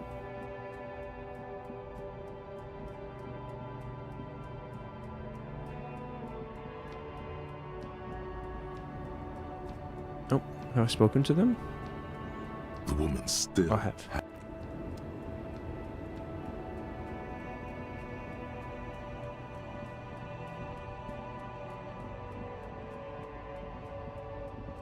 Oh.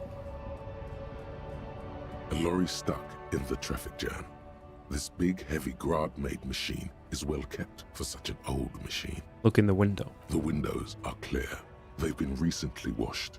You can see a lorryman's cabin with personal belongings, stickers, insignia. What kind of stickers and insignia? The driver has adorned his space with a substantial collection of peculiar paraphernalia. Proclamations about honor, strength, and purity are glued to various panels. What about the back seat? The back end of the cabin has a small perch to sleep, large ashtrays. There are several suns and wheels sewn into the curtains. Okay.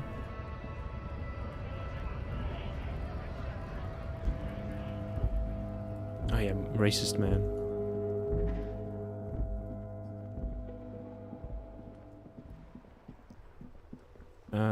There was...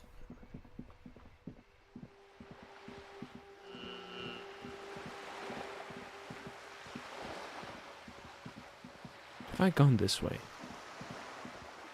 No. Oh my god, this is new. Did we come here, Sushi?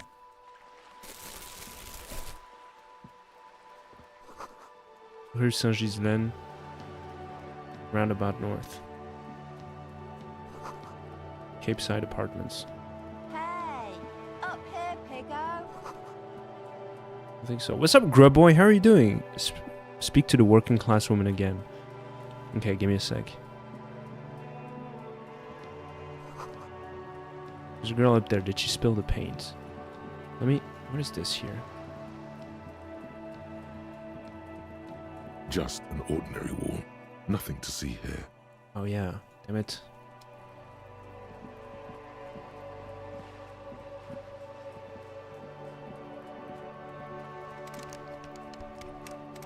Oh. Locked. Okay, wait. Welcome to the stream, grub boy. Oh my god. Yeah, no, there's still so much I haven't seen / been. So many places I haven't been to. Alright. I keep spam clicking the mouse, but I can just hold. I'll keep running. Useless fat pig.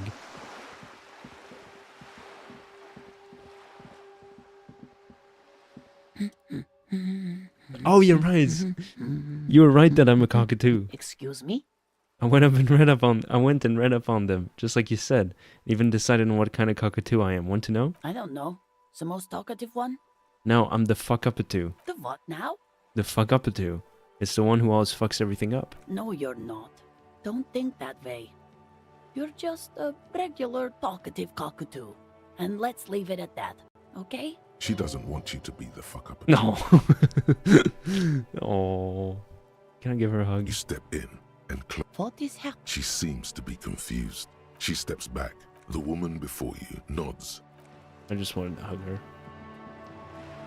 She doesn't want you to be the fuck up too. Oh, that's so funny.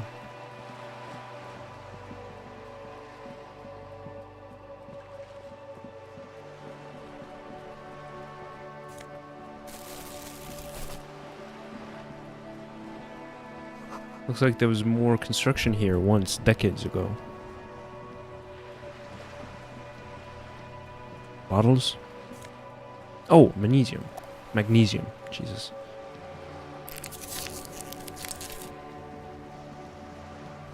Docking reserved for residents of Rue Saint-Ghilain, 33A. Your room in the Whirling in Rags is much bigger than this sloop. This is worth more than you'll ever earn in your life. No. Shadows on the water, green plants on the calm surface. A striking woman leans against the cabin top of her sailing boat, smiling as you approach. Her green raincoat glistens with droplets. A silk scarf is tied around her throat. Joyce Messier. Good afternoon, officer. I'm Joyce. She extends her hand in greeting. Joyce L. Messier. I represent the board of Wild Pines, the owners of the harbor.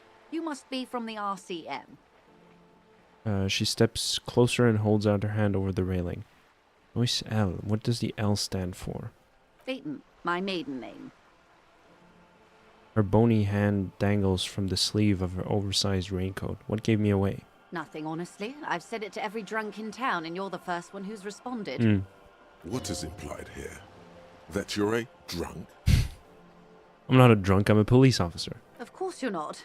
It was only a joke. Shake her hand. I'm glad to see you here. Her grip is tight and cold. She seems relieved. I was dispatched to handle a strike, not a lynching. Anything I can do to assist the RCM in this matter, I will. Gladly. You're on a boat. Why, yes I am. She looks at the deck on her feet. Green and white sails flutter overhead.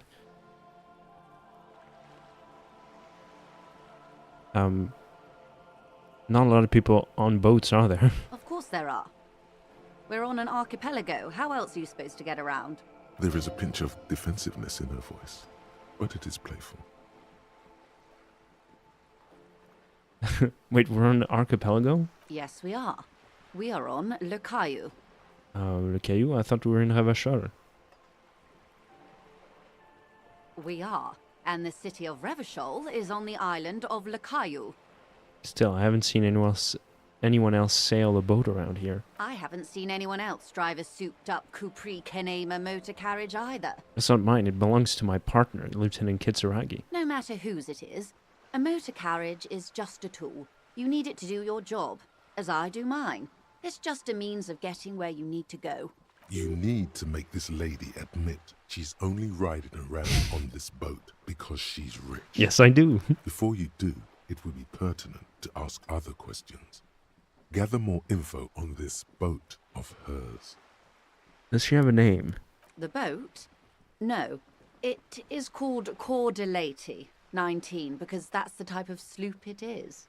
The word "it" feels strange. Such a beautiful boat deserves a proper name. Cool, but your boat really needs a name. Okay.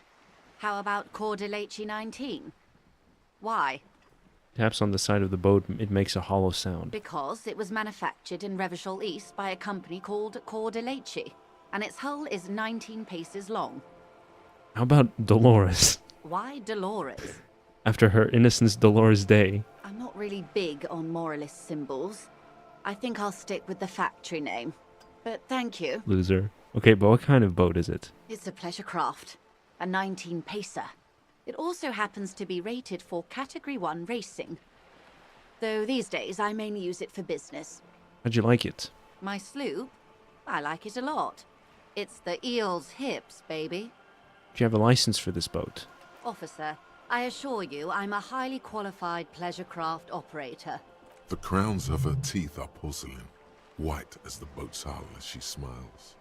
Her nonchalance might be related to something called the Wayfarer Act, a law that says she doesn't need a license. Sly fox, you're not aggressive enough to harass her further on this. Talk about the economics of this boat you're on. Oh my, the E word. You mean to say that it's a symbol of conspicuous consumption? That I'm a member of the ruling class?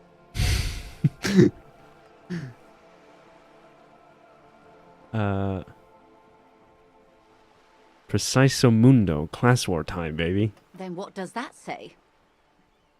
Does it say docking reserved for residents of Rue de Saint-Ghislain, 33A? 33A? This old proletarian haunt here. As I said, plenty of people drive boats, of all social strata. Fire back quickly. Your Yes. synapses flesh. This house was built before the revolution.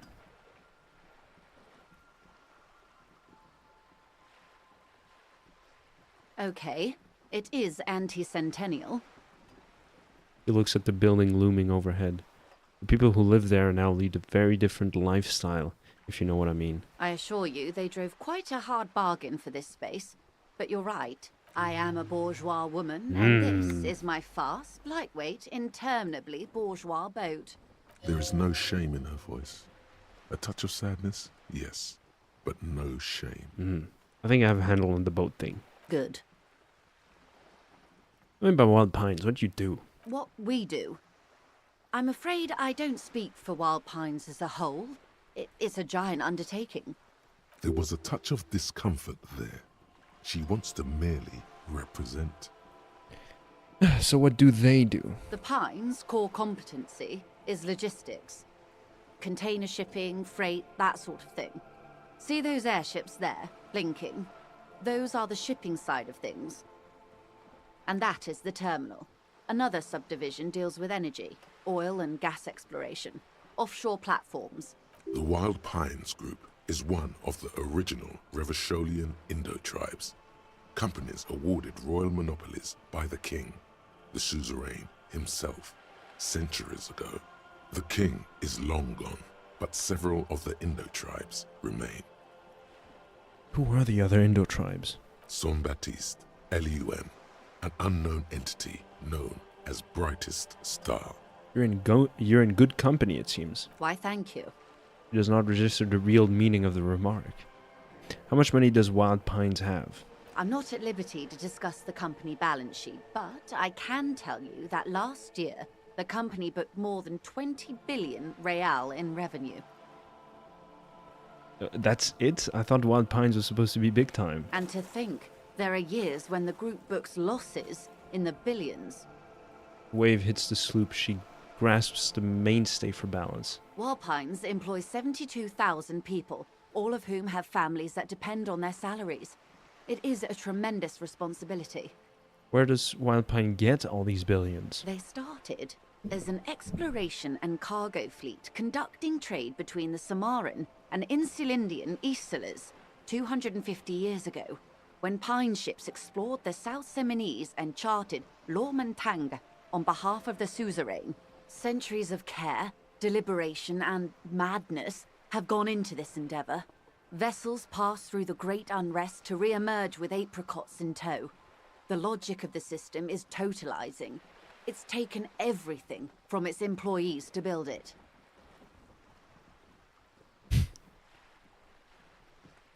Probably helps to start out with a royal monopoly. You know more than you let on.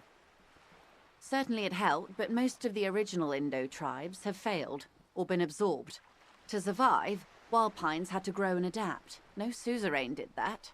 What does such a huge system want with a place like this? You mean aside from being the terminal's legal owners, who are responsible for moving 8% of the world's cargo? You don't keep it moving. The workers do. The company is nothing without them. We built this district. He says calmly. We. There it is. She owns up to it. All the best parts of it. Rue de Saint-Ghislain, with its bastions. The plazas Meteor and Mosaic. Even some of the old street lamps have been put back thanks to the investments from the WP. He points behind you, where the seawall rises. Before Martinez was swallowed by the industrial harbour, even before it was part of Revachol, long before Terminal B was erected here, the Pines built it as a resort for its Revacholian employees. a company getaway, for a weekend or a summer holiday. Then came the revolution. But that's another matter. I'm here to make sure the Pines can fulfill their responsibilities to the place they built. With your help, hopefully, says her warm tone. What can you tell me about the strike? Everything. Right up to, but not including, trade secrets. Wait, what if I want to hear about trade secrets? First, you'd have to repeal the Emergencies Act of Trade in Aliments. That gives me the right to silence. It's quite the octopus. An octopus? I'll slay it. Good luck is only kept in place by the vested interests of half the civilized world, including your own. Me. I'm afraid the Emergencies Act was put in place by the same coalition government that leases the RCM the right to police East Revachol. West Revachol. Whoops. Was it the text that's wrong? Yay, tentacles. Yup. Okay, obvious word that I'm not gonna mutter out loud. But I am derailing us. You wanted to know about the strike. What is your role in this precisely? I believe the official title is Senior Labor Negotiator. In practice, I'm a grocery clerk. I relay the union's demands to Wild Pines and return with Wild Pines' counteroffer. How are the talks going? They're not. That's the problem. The union stopped all negotiations a week ago, after that awful lynching took place. Now they won't even let me into the harbour. There's a 2-meter-20 racist behemoth blocking the gates.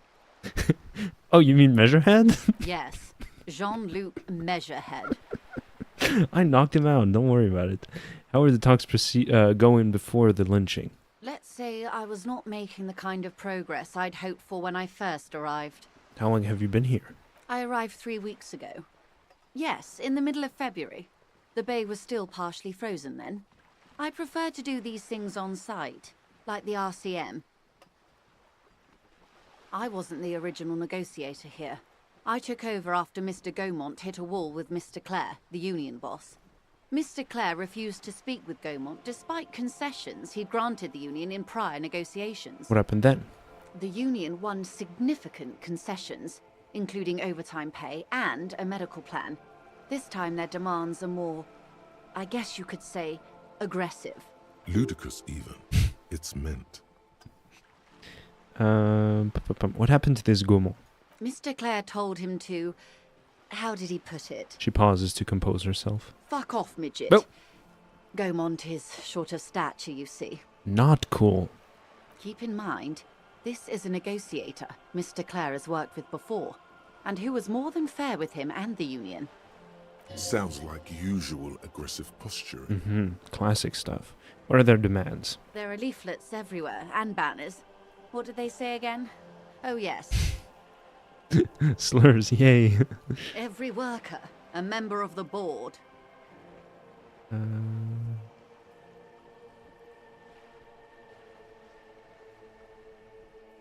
I like it. Then you might also like their other slogan. Demand democracy. Oh yeah, that's a good one. Not hard communist enough for me. Personally, I agree. It lacks the pizzazzo of every worker a member of the board. What exactly do they mean by it, though? What's the demand? It's quite simple, you see. Every time the Wild Pines group makes a decision about what? About anything, really, it needs the signature of each of the 2,200 workers in its Martinez terminal. Just so you understand, this is but one of 22 terminals owned by Wild Pines. Essentially, not only are they kings of the company, they are also kings of the 72,000 employees of Wild Pines Group. The king is dead, long live the workers. That may well be. It's not up to me to decide who is king, but as negotiations go, it's not a swell start. What are you gonna do? I'm not sure. Naturally, I assume that was just their opening position, a hard-nosed tactic with a side of mockery. But there's been no follow-up, just the same nonsensical slogan repeated over and over again.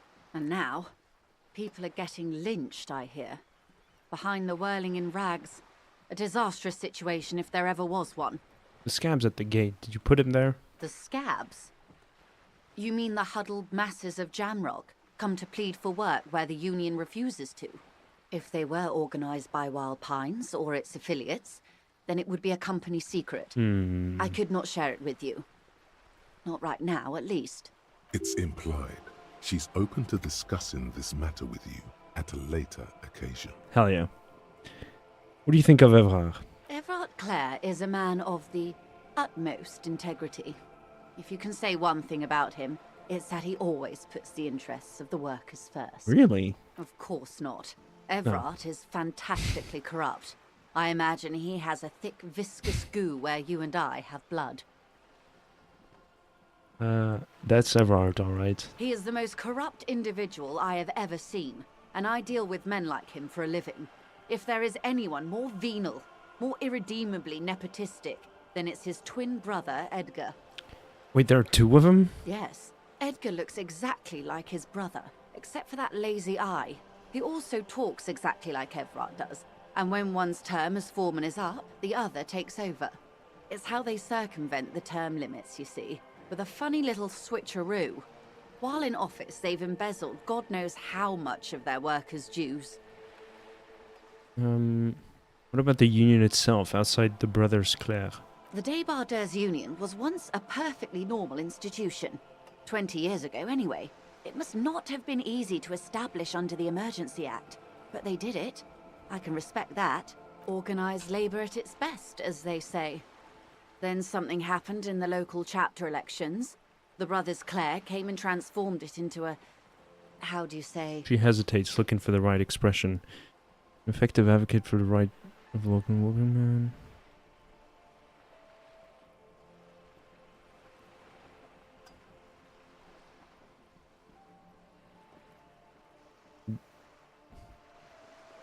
Why do you think so?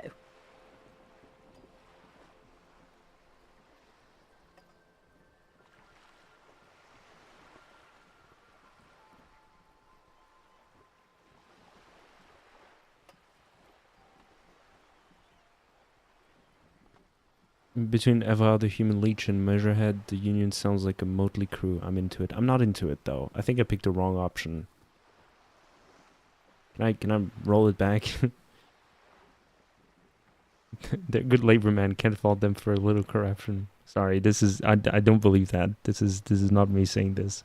I picked the wrong option here. I don't know why I clicked for that. And this is... yeah, okay. Ha! A real man of the left. What else can I tell you about? One thing, you said something happened in the elections. I'm glad you asked. There was a woman, the previous forewoman of the union. She disappeared. Disappeared? Yes.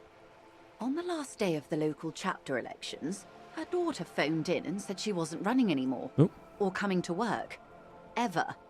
End of story. Someone called me, too. He is thinking, yep. Oh. Some kind of extortion, probably. Indeed. The company suspects foul play, but there's nothing they could do. It was a union matter. The point of the presentation is, these kinds of things happen around the Clares. Watch out when you're dealing with him. That's all I need here. Let's change the topic. Of course. How else can I help? By the way, I've talked to Evrard Clare. You have? And how did you like Mr. Clare?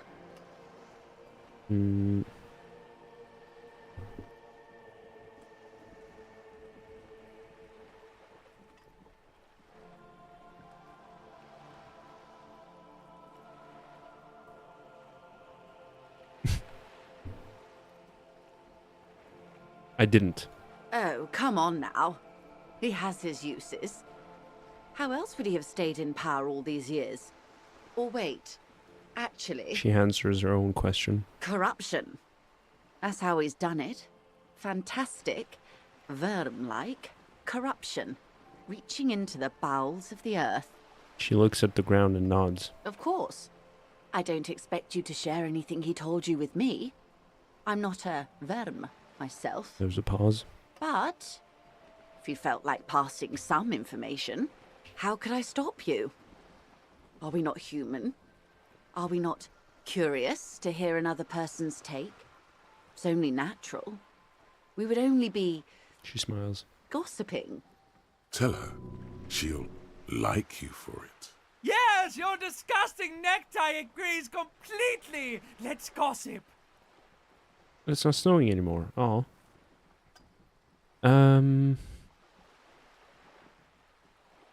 Okay. He's helping me find my gun. Oh. That's so helpful of him. So very, very helpful. And how is that going? Do you have any leads on that gun? He says it's almost ready to be found soon. Did he now? Well, then it should be any day now. Unless, of course, he's lying to you. Anyway, was there anything else you've heard? He asked me to open the door. A referral, you mean? I take it this was for someone in the RCM. Don't answer that. No, I mean like a real door to someone's house. Oh my. A real door? It had to be done. I got information that was useful to the case. That's good to hear, Detective. Police work is rarely pretty, but it sounds like you did what you had to do. I don't know why I'm talking to her. She's an op.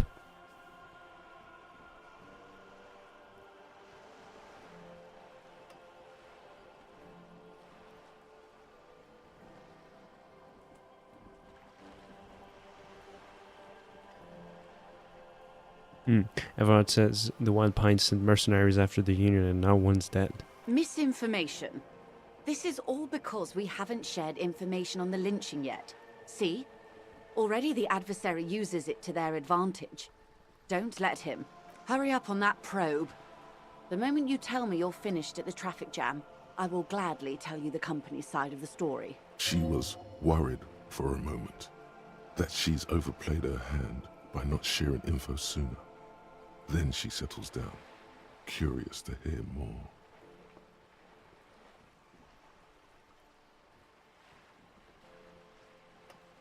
You didn't seem at all worried about the whole conflict that's developing. I wouldn't have taken Everard for a saber rattler. Was he surrounded by Union men he wanted to impress?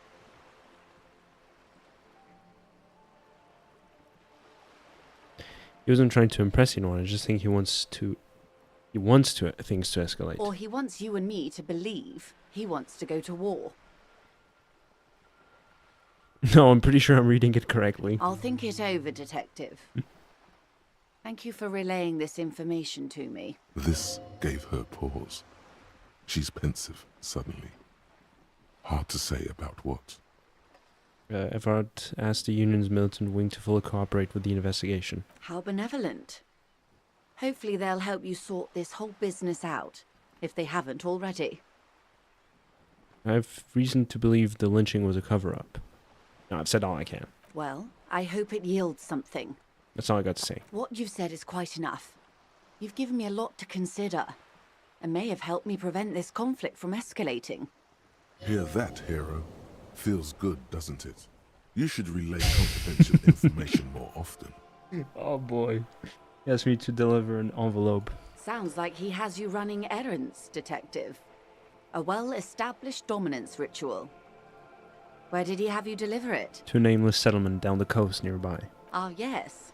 I've been meaning to go there. She looks over the bay. With longing. Clear and simple longing. Strange. Why does she want to go there? You're quite fond of this village, aren't you? I should be. In my youth, I had a brief dalliance here in Martinez. He was an older man with impossibly broad shoulders. He's probably dead by now. Even his shack is long gone. Not that it matters. These buildings are all carbon copies of one another. You've been to Martinez before? Yes, I was slumming it with some girlfriends of mine.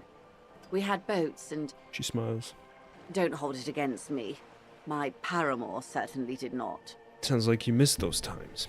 Not overly so. It's not like this was the only place we visited. Me and my girlfriends from Azon with our shiny boats. Like reavers. Oh. We told ourselves we were the worst thing to happen to the coast since the Coalition landed in 08. Imagine. She tosses her head. She's sentimental, all right. You don't know enough about her to find out why exactly. She will keep her secrets for now. He wants to build a youth center for the children of Martinez. A youth centre with Edgar Clare's statue on top of it. Her eyes run across her yes. Her eyes run across the water remorsefully. Go ahead. Help him. Make it so. I have no power to stop him. Oh, Jesus. Bill.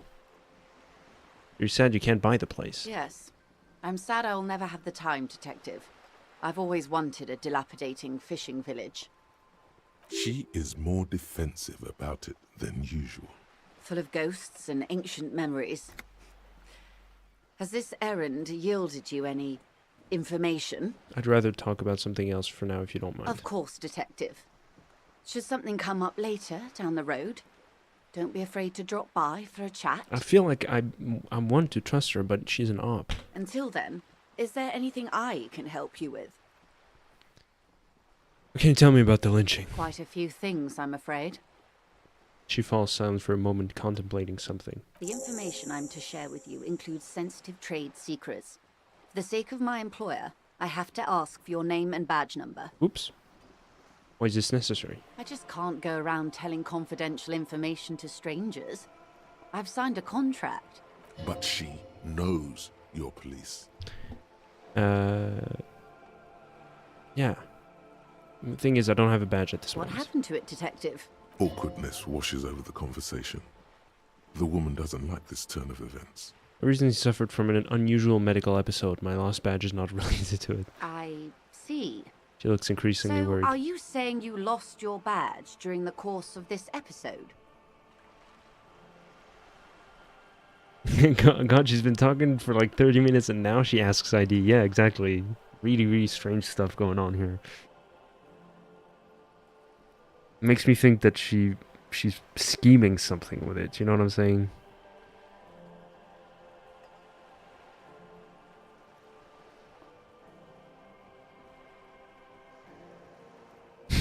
It's possible. After a night of heavy drinking, I lost all memory of my life in the world. Oh dear. Some kind of encephalopathic amnesia. I don't even know how to respond. I do believe you, naive as that may sound. I simply can't imagine what you gain by faking such a condition. However, this isn't about my feelings. There's also protocol to consider. I'm afraid I can't say any more until I've seen that badge. Hang on. She's a professional negotiator. She should be open to some sort of mutually beneficial arrangement. What kind of arrangement would it be? I mean, favors for favors. A dirty alliance of some sort. How do I negotiate my way out of this? Easy. Just offer her a favor. Like I said, nice and dirty. Surely there's some other way to demonstrate my law enforcement credentials. I will be frank with you. If I'm going to break protocol, I need to be able to justify it to my superiors. They're going to want to see something very tangible. You're in, but expect her to drive a hard bargain. Like what? Reports from inside Terminal B suggest it's a hub for the local drug trade. This is an open secret in Martinez. The Union controls the terminal, so it goes to reason. They're profiting from this trade. The company has tried looking into this matter before, to no avail. Perhaps someone with your authority and resources might turn over the right stones. Or you can recover your badge. Though if I may be blunt with you, it sounds like that may be a lost cause. She's gonna show that lady something very tangible. Do you know something about these tattoos? That's the man who was killed.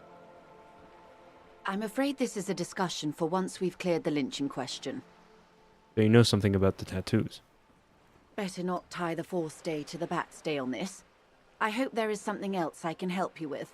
She wants to answer the question. Protocol keeps her from it. You seem smart. I need someone to give me a lowdown on this reality we're in.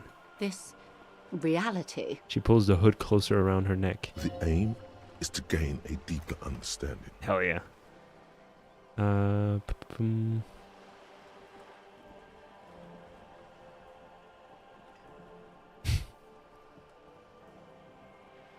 It's related to that medical episode. I have trouble remembering even the most basic terms of reality. Ah, yes. The episode. Sounds like an acute case of encephalopathy, now that I think of it. She puts down her thermal cup and looks at you. But then I'm no doctor. Ask away, officer. I'll help however I can. All right, we're in. I know these all look good, but begin with the first.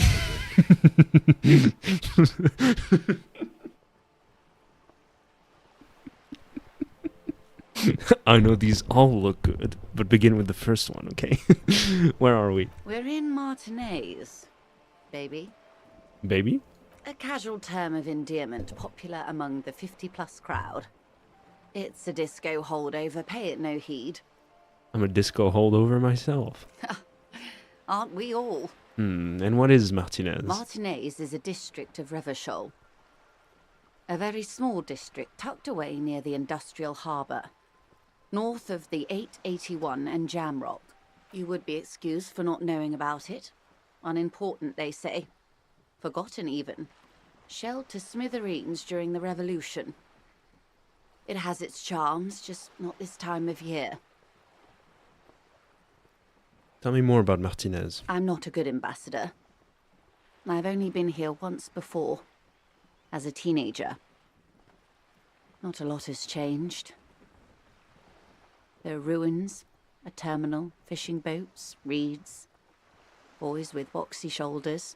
A brief spike of longing in her upright body. The dots under her eyelids shake.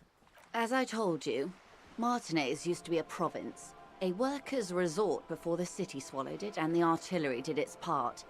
Now the reeds are the real star of the show here. The further down the coast, the wilder it gets.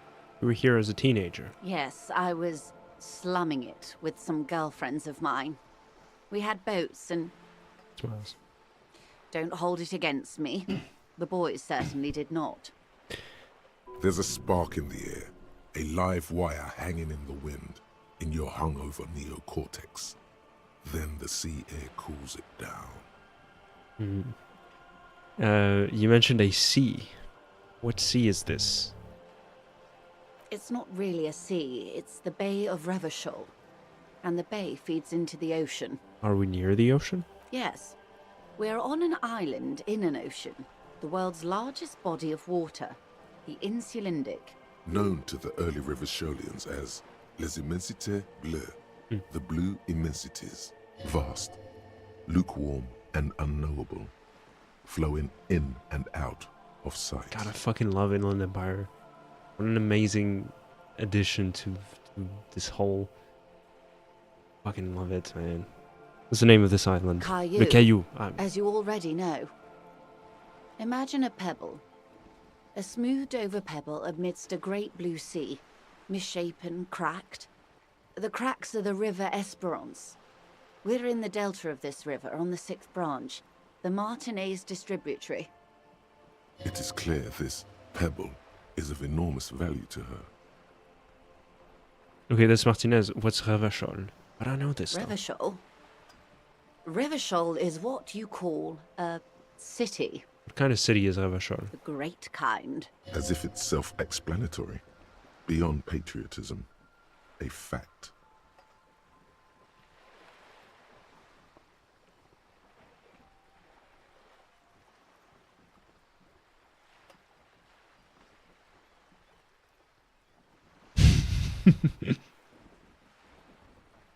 The very same.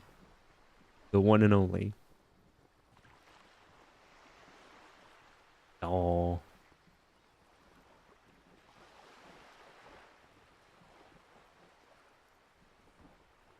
Ew, what the fuck did you do? Leave my poor boy alone. Gross. Anyway.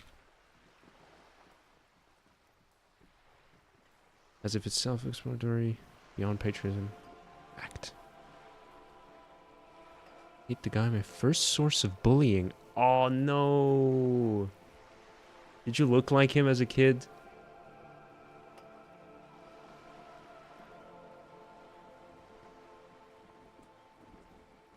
Or did you bully someone who looks like him? What makes Revachol great? History, detective. They built this city to resolve history. Our part in it, at least. Our centuries. Okay, who built this city? The nations of the Occident, or migrant workers from Semenine and Ile Marat, depending on your creed. When was Revachol built? In the DeLorean century. 380 years ago. Dolores? And why will it resolve history? They say it's where the terrible questions of our time will be answered. The tensions are highest, the fault lines deepest. By that I mean conflicts. Ideological conflicts. The stuff of men. Why here? We are standing on a fertile, self-sufficient island able to sustain up to 200 million people. In the middle of the Insulindic Ocean. The world's connective tissue. It's where the money is. Ah, Jesus Christ. The pronunciation of my name sounds like this. Caillou? Is that a name? Wait, hold up.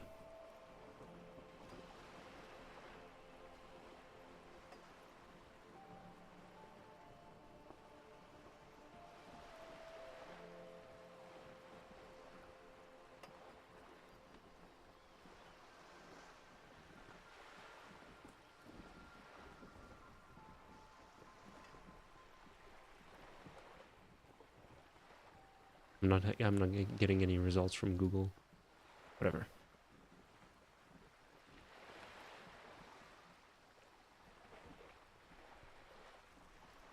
So we're an unimportant part of an important place. I think it's fair to say so.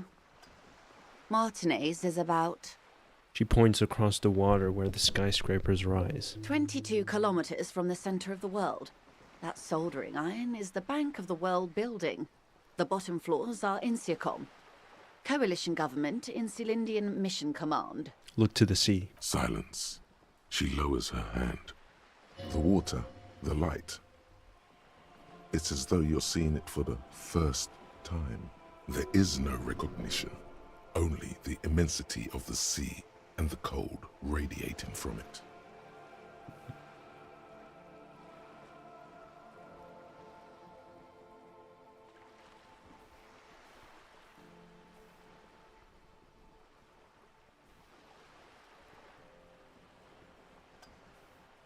Say nothing, observe the large body of the water swelling, cold. She observes your eyes scanning the horizon, then breaks the silence, slowly. This is one thought you need to complete. Where are you?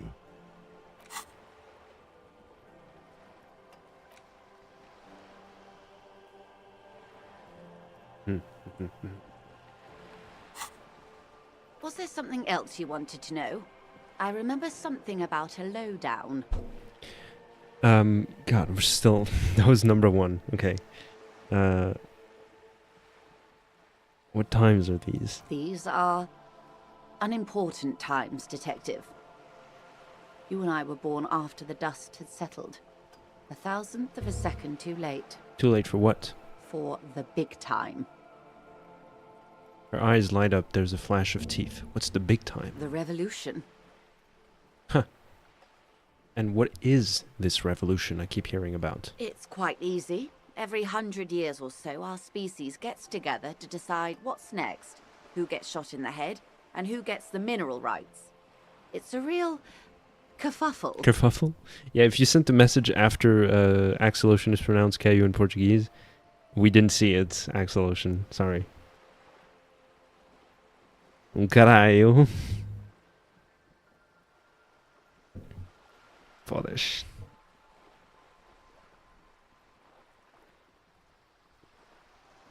Would you say it was a bunch of apes duking it out? Why, of course. We're talking Duke Out Central. Full swing intraspecies warfare. And the apes, were they evil? No. I would say the apes were neutral. She looks at you, her gaze sharp. Sounds like evil to me. On the other hand, maybe you're right. No. The tiny apes are doing all they can to be better. Oh, It's not their fault. that's right. I got a skill point. Before actually I called you a dum-dum because I said pronunciation and you asked if my name was just Caillou. No, I mean I pronounced it as in Caillou. You know, is your name Caillou or something then? I didn't ask if your name was just Caillou. You misunderstood what I said. Idiot. Who's the dum-dum now? Unlock. Oh, wait. And internalize this.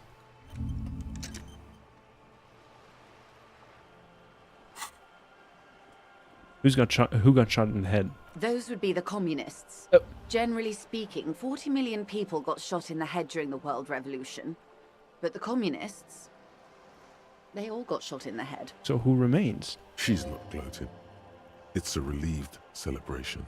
Oh, and the anarchists too. They shot them well. So well, one forgets they even existed. Did the communists and anarchists shoot back? Did they ever?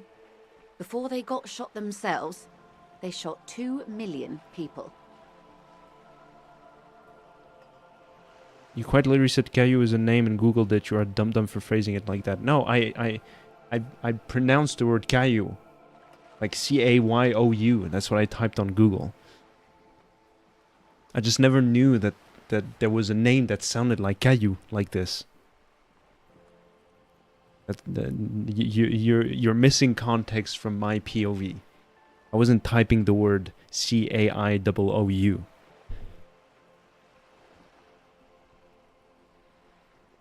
Idiots. Truly a kerfuffle. Yes, the Insulindian deluge, they call it. I had the deluge too in my head. Point to your little head. Dum-dum nonetheless. Takes one to know one. Got him. Yes, an acute thiamine deficiency can be exacerbated by alcoholism. Exacerbated means made worse. Anyone else get shot in the head or on the opposite side? Oh, lots of people. Even the king got shot in the head, or thrown beneath a horse, or drowned. Accounts differ. It was unceremonious. Just as well, he wasn't actually the king. Just the king's nephew. What's up, Ruhanj? How are you doing? Long time no see. What's up? Welcome to the stream. Good to see you. You have returned indeed. How are things? The real king abdicated and lived out a long and productive life as a venture capitalist in Grad. Cowardly king. I prefer the term risk-averse. King Guillaume was nobody's fool. He could smell a PR disaster brewing. So he got out alive, and his nephew Fricelle got shot in his place. Him and tens of thousands of his wonderfully fascist kingsmen. It was a wild time. Insanely good. That's wonderful to hear. Who got the mineral rights? The liberals got the mineral rights. And by mineral rights, I mean everything. Okay, and by liberals you mean? Liberals are usually middle-class people, Detective. Or the remaining gentry. The beneficiaries of the pre-revolutionary arrangement. Some were rich enough to stay with the Constitution, with monarchy. Big mistake. Others bet on the revolution. They were called the ultras, or ultra-liberals. They fared well. How did the liberals win it all? They didn't win so much as survive. We were the last ones standing when the war ended. Everyone else got shot in the head, remember? Mm-hmm. She's one of them. Of course. If everyone got shot, who was there to surrender to? To foreign intervention. The coalition.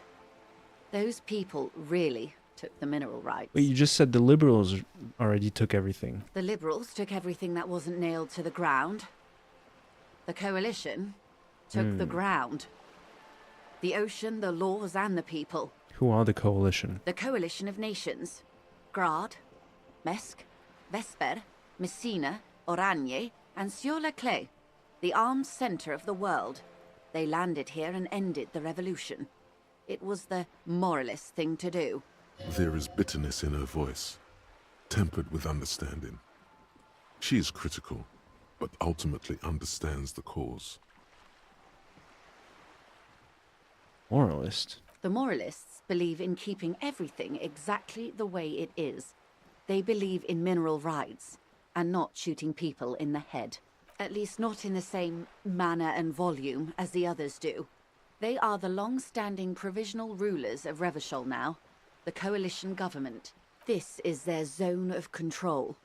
They embolden the RCM with crumbs of the same law they took. Technically speaking, you are a moralist. Huh? The color of moralism is blue. The official motto of Moral Intern, or Moralist International, is a blue forget-me-not, a piece of grey sky. Unofficial. For a moment, there was hope.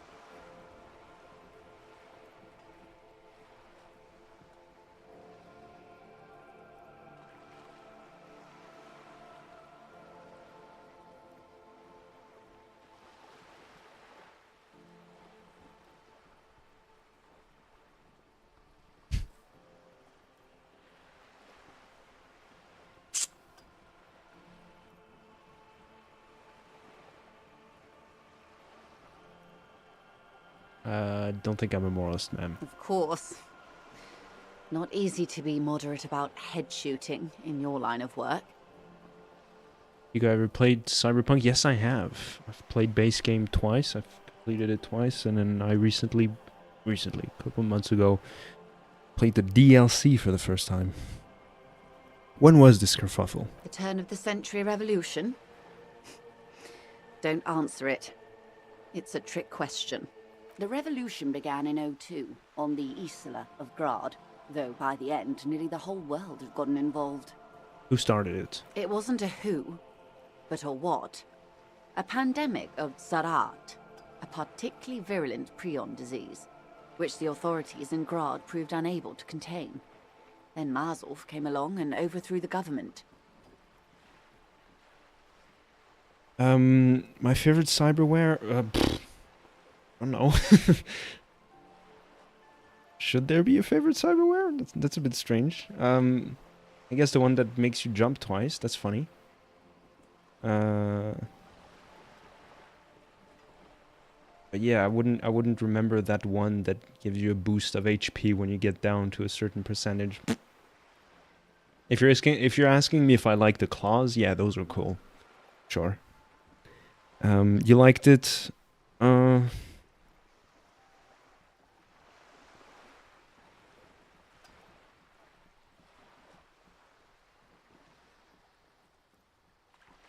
There's a lot of problems with Cyberpunk 2077. First of all, it's still a buggy mess. I know that people keep saying like, no, but they fixed it. No, they have not. They fixed it compared to, yes, from release. But that is by no means a frame of reference. Let's just remove that notion immediately, because it's just like lazy consumerism. That we should compare to the absolute trash landfill that it was at release to what it is today is a non-starter. Honestly, I haven't seen a single bug, and I've played the game twice. Lucky you. I guess you fast traveled a lot then. Beside enemies clipping into you when you have them in a headlock. There you go. You found a bug. Ruhan, you make me laugh so much. I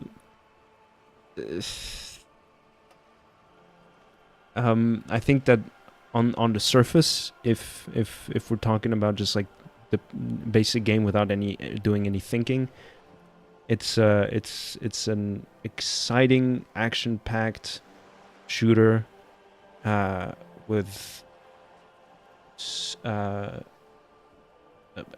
passably exciting world to just a barely exciting world to explore.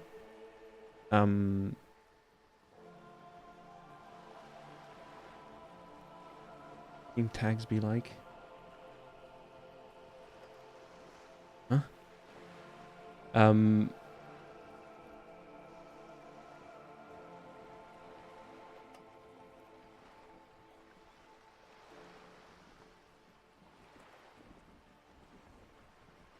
they dropped the ball on so many aspects. But then, like, when it comes to the story, I have so many issues with the story.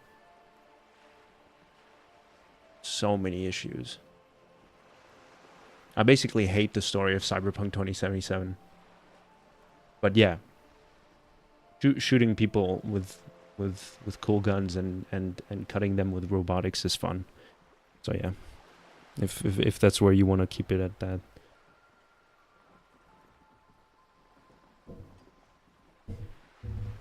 Yeah, I've never used Sandevistan.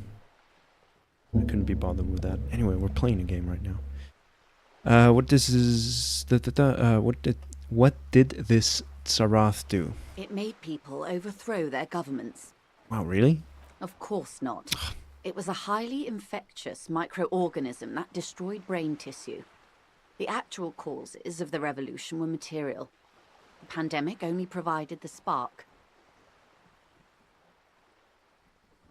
We played twice because of the DLC, or didn't play much on the first time. Okay, so I guess I played base game 3 times. I didn't complete once I finished the DLC because I played the game twice before patch 2.0, right, where they basically changed the whole game mechanics, right, and like the system. And then I played it the third time after 2.0 because I was gonna play the DLC, right. And I played it twice. I played it once, like in 2021. It was a year after release. Can't remember when the game released. Was it in 2020?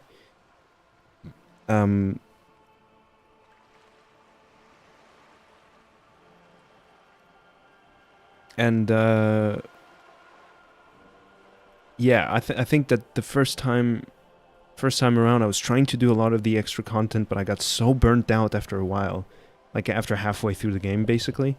And I was like, let me just like, you know, finish the game once, and then I'll you know, beat the game, and then I'll go do the extra contents if I still have the energy to. And I beat the game, and then I was like, I was basically over the game at that point. I was like, this is so fucking stupid. And so I kind of gave up on it. And then I think it was a year and a half later, after having a very heated conversation with a friend about it, I said, all right, I'll go play it again, and I'll do every single content just so I can say that I played the game. And then I've completed the game, you know. And so I did as much as I could. I think I was missing like 2 or 3 achievements on my PS account, right? And then it was on sale one day on the computer and with the DLC, and so I got it with it. So yeah, that's why I played it 3 times. It was a lazy release, but the story was really good in my opinion. Couldn't go back to any other game before I finished it the first time. Yeah, because you don't play other good games, Rohanj. No, I'm playing. But it's good that you enjoy it. That's most important. What did it spread from here? From Revachol and Grad? Not far. The world managed to cauterize itself. Mazov's government was overthrown in 08, and the coalition crushed the Revachol commune 2 years later. It was the end. What came next? Why? You and I, officer.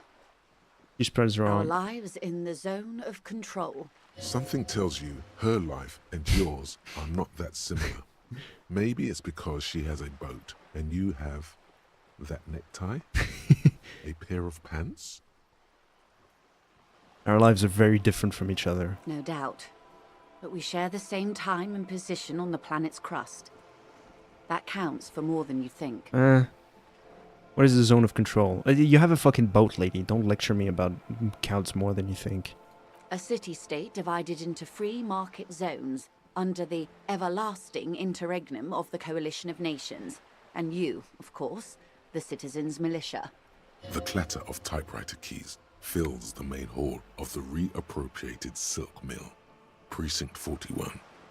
Chad Tilbrook presses enter. Outside, Officer Elfboy Williams slams the door of an armored motor carriage. The Zone of Control is the third incarnation of Revachol, after the failure of the Suzerain and the Commune. What happened to the rest of the world? Modernity. They developed the marvels of the inter-eastlery communication. telematic milieus, radiation, colored plastics.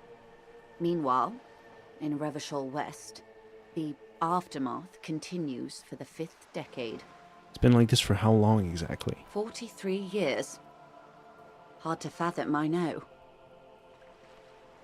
What have we been doing all this time? The 20s saw a decade of urban war, west of the river leveled, offshore platforms in flames. Still, it's regarded as an improvement on what came before. 08 to 19 was simply hell. And after that? The 30s? Things settled down in the 30s. Revachol East transformed itself into the world's largest tax haven, with the international community's blessing. For the first time in a long time, it seemed like things were going somewhere. Were they? No. It was a market Keeps doing mirage that. fueled by cocaine and quantitative easing. The 40s dispelled it like a cold splash, an Isla-wide hangover, you might say. And here we are. She curtsies. Ruhanch, answer Axolotion. Don't be rude. Maybe Ruhanch bailed. He didn't like what I said about Cyberpunk. Oh. Come back, Ruhanch. I miss quantitative easing, yeah.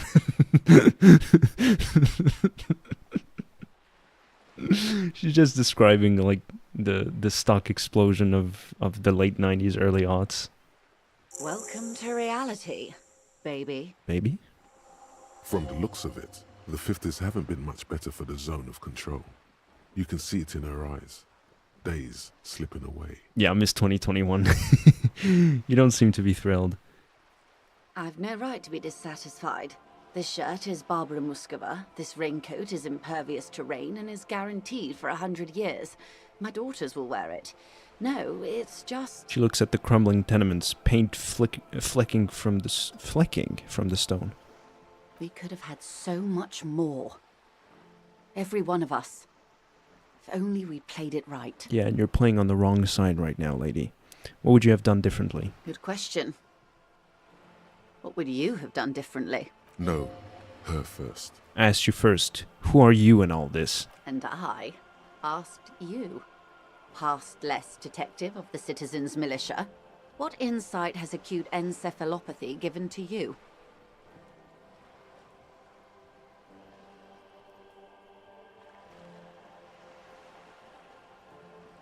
I would have killed more, 400 million, if that's what it took.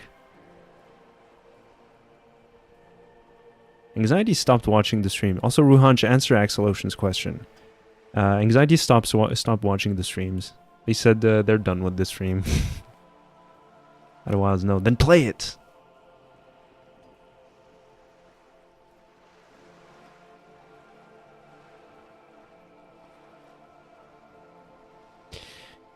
Would have sought a medical solution, I guess. Sound like that Sarath drove those people mad. And she said it, I will. Awesome. Don't look up any spoilers. Do yourself a favor. Please, for the love of God. Don't look up any spoilers. Try to figure out all the puzzles by yourself. Even if it's tough. You're gonna struggle. Just like keep staring at whatever you're struggling with, and it'll come to you. I swear. Bucket. I see. 1/10 of humanity. The key of history is in the lock. Keep turning at any cost. At any cost until humanity is free and the age of capital is past.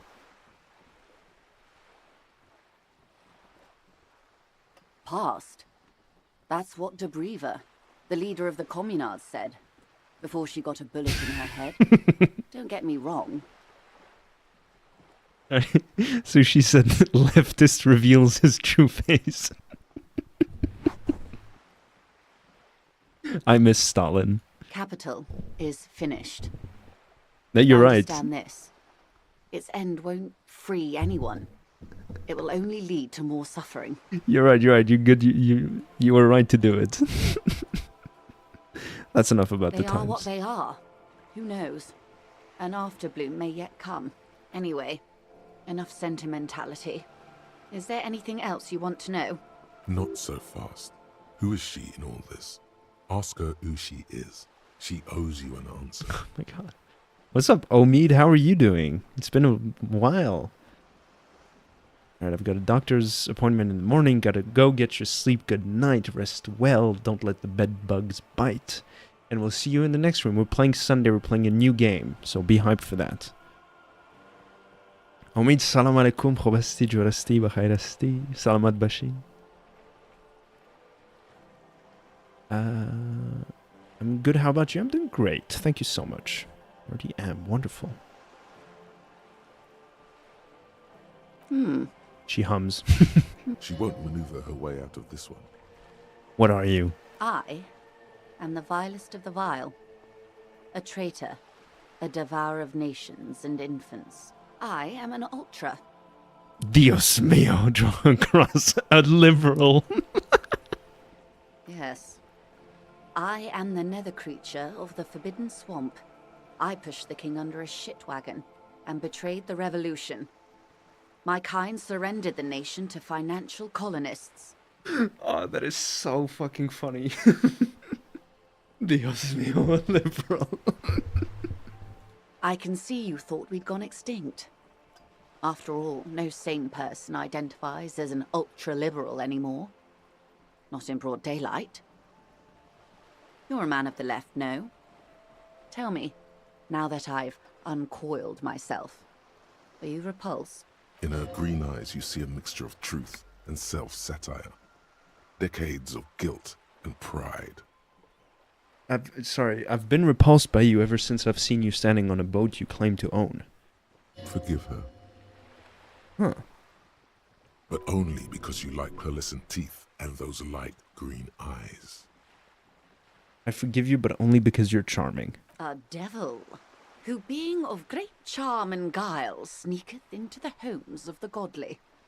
Okay. Beneath her waterproof raincoat and silk shirt is a body imbibed in numb 12 perfume. You are suddenly and intimately aware of it. Wanna fuck? No, the devil woman. I'm afraid you'll find that every woman is a That's what I devil said. woman detective. There are only aesthetic differences between one and the other. Honestly. I may have even preferred it, had the communards won. Who knows? They might really have built something better. But they didn't, because they lost. When the dust settled, the liberals were the only ones left to clean up the mess. By virtue of their survival, they were handed enormous power to shape the future. This was all our last generation managed. Would you have done something differently? Tico, it's 9 plus 10, 19. With due respect to our overlords, the eternal caretaker government that keeps Martinaise a monument to the efficacy of its artillery, I would not have relinquished sovereignty to the coalition. Not here in Martinaise, and not in the Stella Maris or Delta Beachheads either. If not for my own sake. Axel Ocean and Python, yeah. A loving relationship. Sorry, I need to reread that. I would not have relinquished sovereignty to the coalition, not here in Martinez, and not in the Stella Marie or Delta Beachheads either. It's not for my own sake. Then for my daughters. We had an obligation to defend our sovereignty. We should have burned the whole Isola down rather than let them have it. Dark orange flames reflect in her green eyes. An oil fire on the ocean. You're a patriot. Yes, I suppose I am. But I wouldn't be a patriot anywhere but here. You're a smart woman. Perhaps. My intellectual vanity will be my undoing. Yeah, Axel Ocean and Sushi, you guys would love each other. Yeah. You have daughters? Yes. How many? Whatever else I am. I'm also a mother. And a wife. Now, shall we return to reality?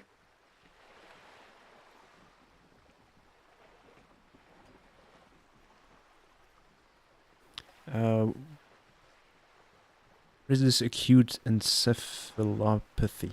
It's a neurological disorder, caused by a lack of vitamin B in the brain. Symptoms include a retrograde amnesia. It's quite serious. You should get yourself checked out. She conveys it in short, cold bursts, trying not to invest too deeply in the condition of this doomed detective, in case he goes down later, souring the entire portfolio. I know you got a lot riding on me. I won't let you down. It's not just me, Detective. All of Martinez has placed its chips on your success. I pray we've all bet wisely. What causes encephalopathy? Well, it's either bariatric surgery or long-term alcohol use. It's definitely the drinking. She nods slowly. Yes, and perform autoerotic asphyxiation on yourself with your funny necktie out in the open somewhere. Esprit de Corps legendary. What is think of something close to you? It remains a mystery what you mean by this something close. This isn't about you. It's about reality. God.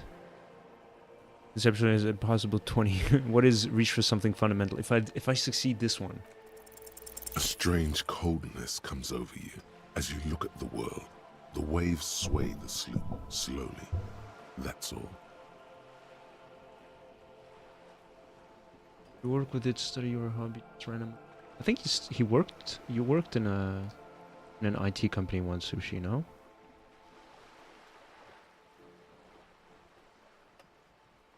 Pretty sure he studied it too. Sushi's old, he's like 54. Oh, mostly a hobby.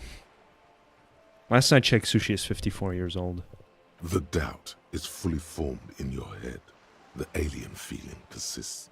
You just can't word the question yet. You have to complete the jamais vu thought first. You want me to time you out, Axelotion? Behave. Jesus Christ. Y'all get a room if you want to talk behind my back. You're in my chat here. Make me happy.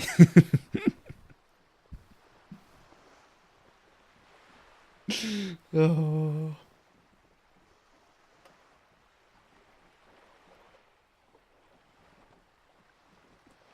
Oh my god, what the fuck? Rabik. No, delete that message, Rabik. What's the matter with you? Oh, I can do it myself, actually.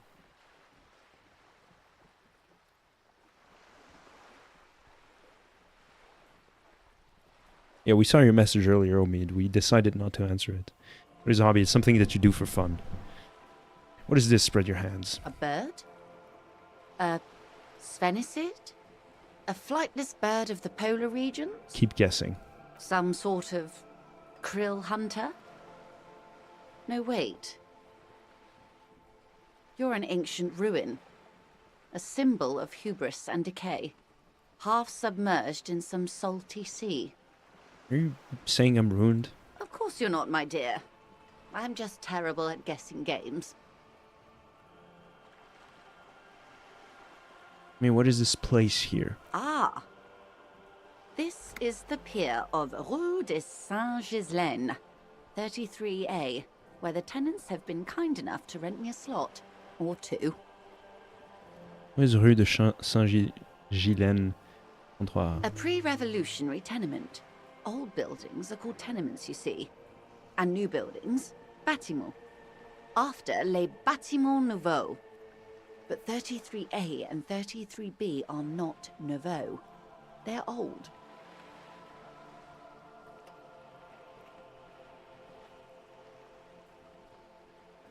This one used to be 8 to 10 stories tall.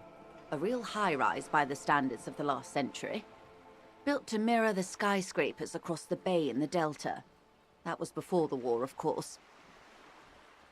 Who lived in them? Mostly the urban middle class, I believe. This was once primo real estate, before the cannons lopped 4 or 5 stories off. Splat, splat. Huh? It's indeed a skull. Lady, we're not talking to you. From a dilapidated balcony, a young girl in odd clothes gave Joyce the evil eye, a red paintbrush held to her throat. Wonderful.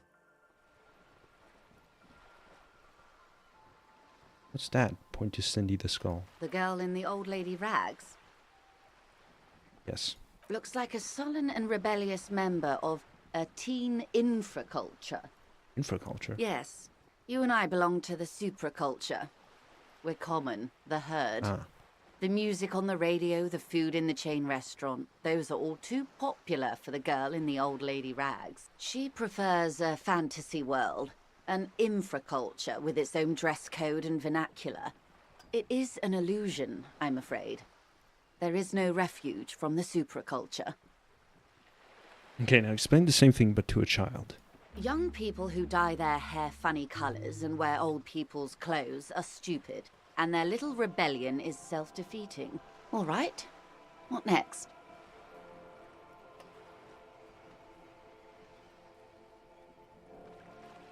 God damn it.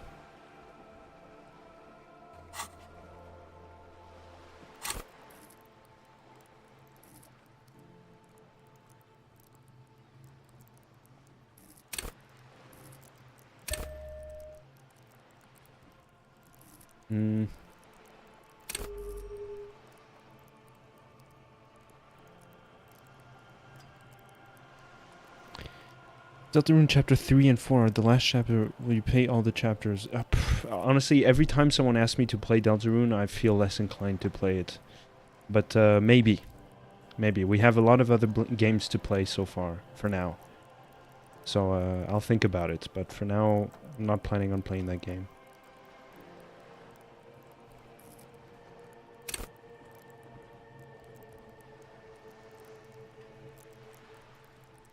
Sushi, should I invest a point in one of these to retry one of the checks? Glad to have been of assistance. The little that I know. Anything else? Do I have time? Let's do this one more.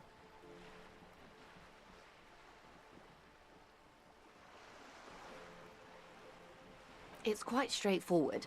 Someone is using Terminal B to smuggle raw ingredients from the Samaran Isola into Revachol with the Union's blessing.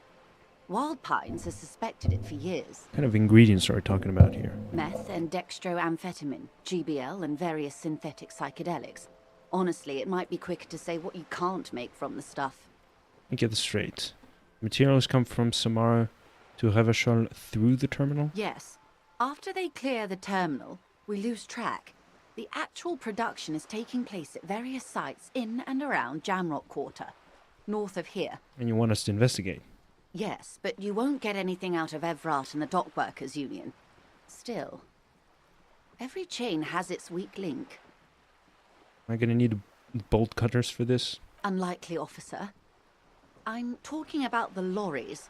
Once the ingredients reach Jamrock, they're distributed to a network of local manufacturers, well beyond our grasp.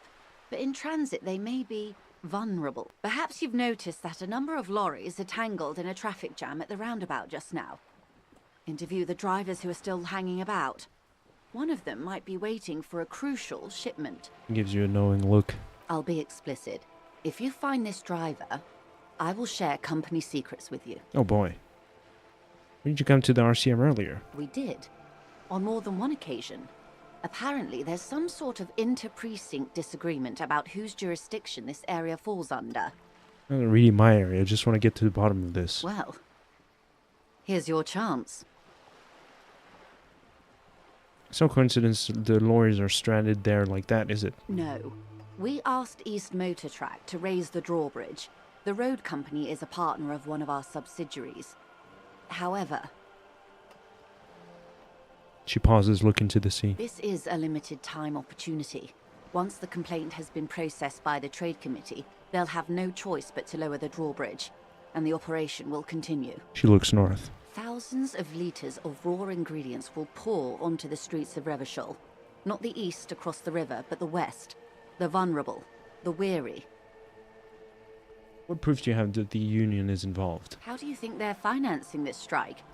There are thousands of unpaid dock workers going strong for the 4th month straight.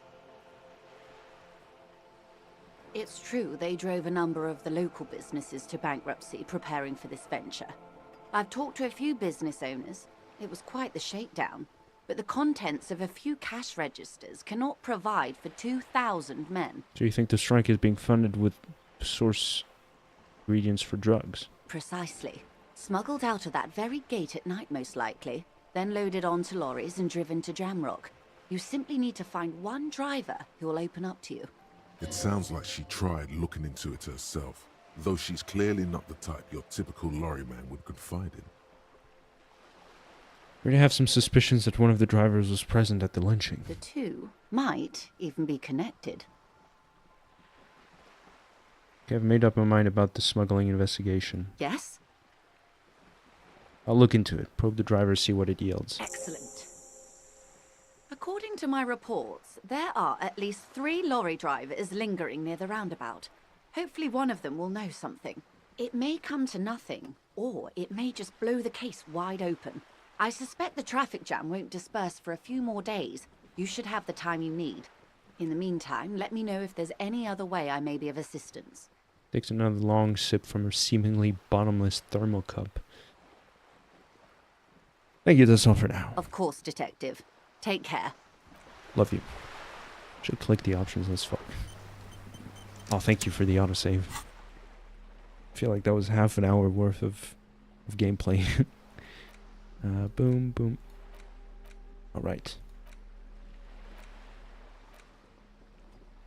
I should probably go sell something, because I don't have enough money to go to sleep. I'll worry about it next stream.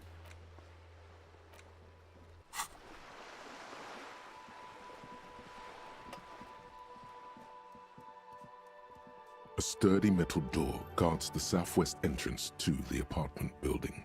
It's locked. The door rattles against your knuckles, but there's no response. The door rattles again, but this time you hear an elderly woman's voice calling out from inside. Stop banging on the door! I'm not letting any more strangers inside. Did you speak to the working class woman again? Yeah, I told her that I'm the fuck up too. And she said, no, you're not. And I said, yes, I am. Hold on, who am I speaking to? Doesn't matter who I am. Now go on, get out of here. This is the police. Open the door. Ha! The police? Everyone knows the police don't come round here.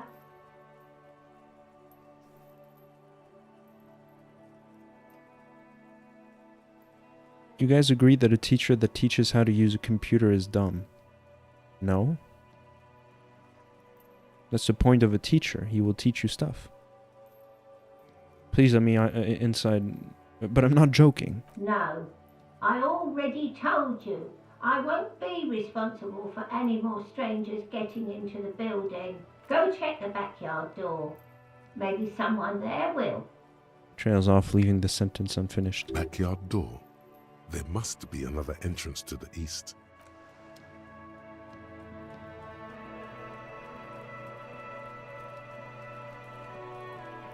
Oh, her.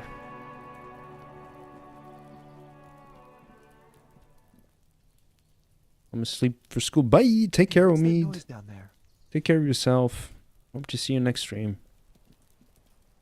We came here though. Why didn't I? Save game. Save. Firm.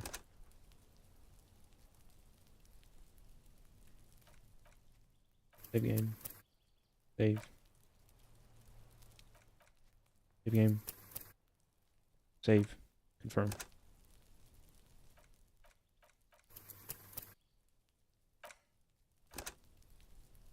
Okay, should be good.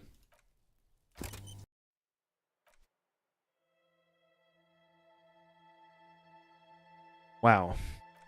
So many good stuff today. Gotta miss this game.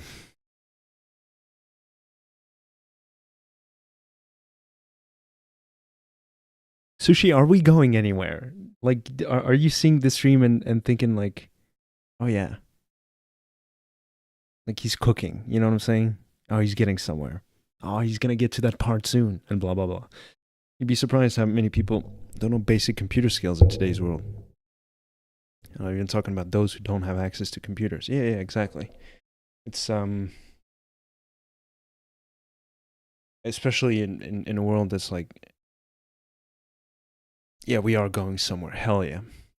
In a world where you know, everything starts to solely rely on the usage of such devices.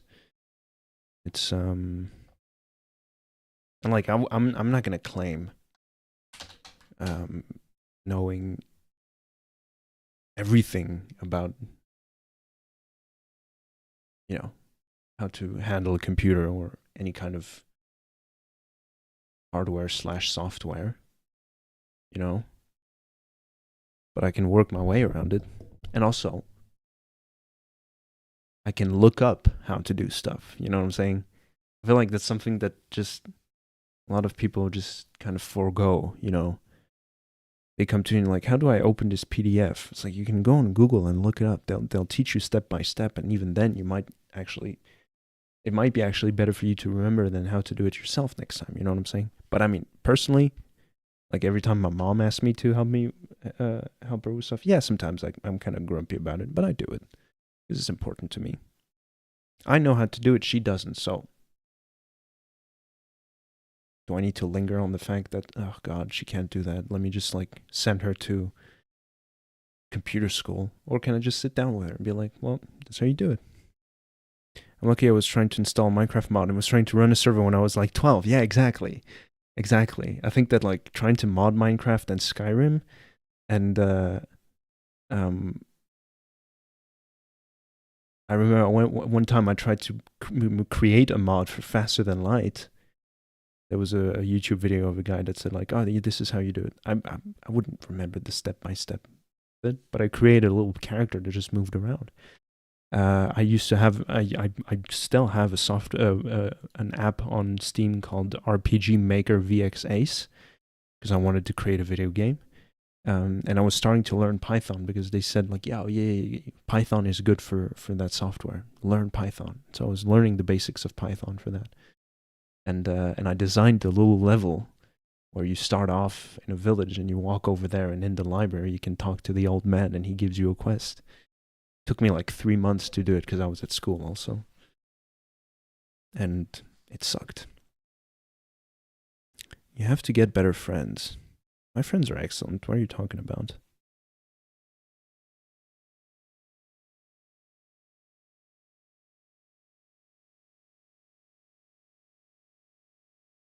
Sorry for what? You don't recommend Python to someone you like? Oh yeah. No, that was on the internet. That was on the internet. Someone on the internet told me that. But now that I know you, Axel Ocean, I know not to trust Python. So thank you so much. I'm humbled. I'm humbled for that. You know, of knowing you. You know what I'm saying? Tico Nice Beard, thank you. Omid. بسیار زیاد تشکر. No, Sushi, you're an incredible guy. This dumb to better skies. I said, okay, making game in Python would be redacted, but YouTube hit my message. Yeah. Listen, I was what? Sushi, how old were we in gymnase? 14. I was 14 years old, maybe 15. I can see actually when was the last time I used the software, I think.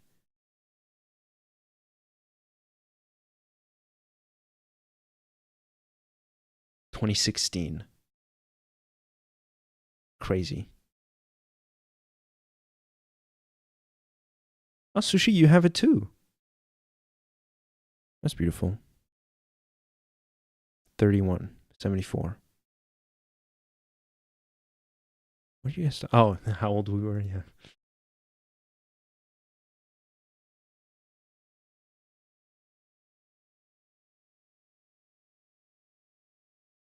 Have they released any new RPG Maker stuff? RPG Maker MZ. Wow.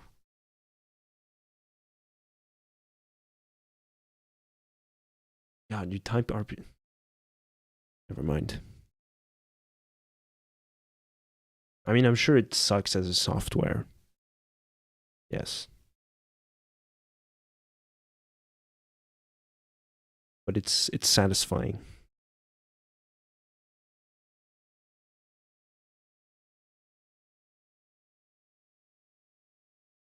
I want to create a video game. That sounds so fun.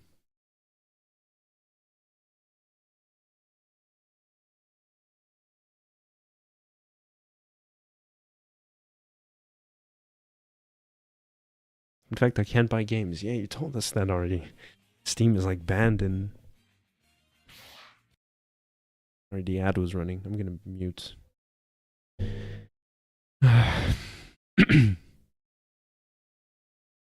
Are you guys having fun? I'm having a great time on this game.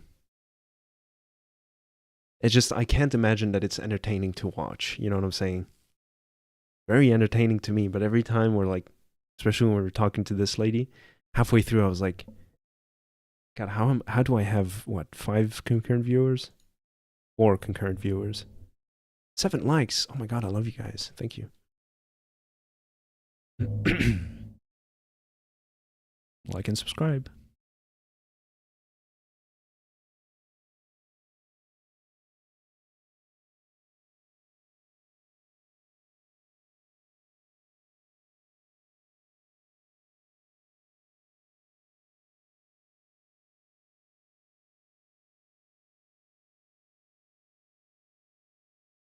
Welcome back, Rabik.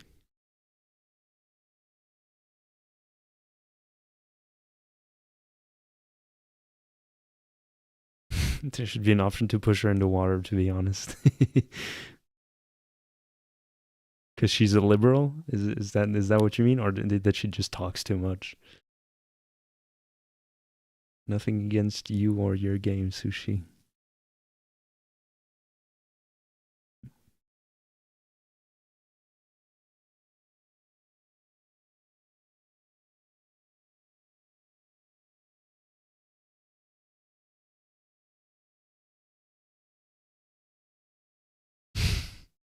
Thank you, Omid, for the 17th time. I appreciate you. It's kind of growing back, you know? I'm slowly getting my hair back. Kinda. It's on its way.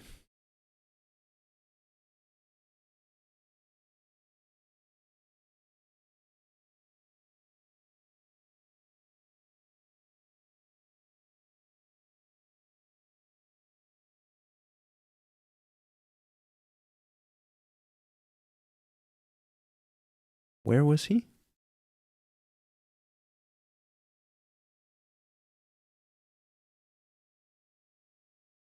What am I talking about? Oh. Idiots.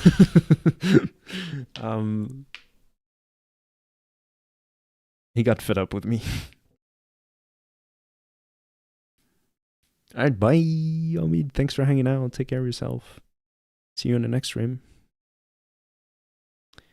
Tashakur. Zindabashi. Did you forget it somewhere? Do I have a good joke for that? No. Yes, because I forget everything. You know that joke like, oh, you're the kind of guy that would forget your head. You know, stepping out of the house. That's me.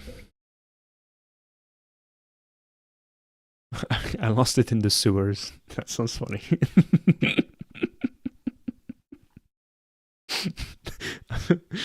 Oh, there we go. That's a joke. I lost it in the sewers.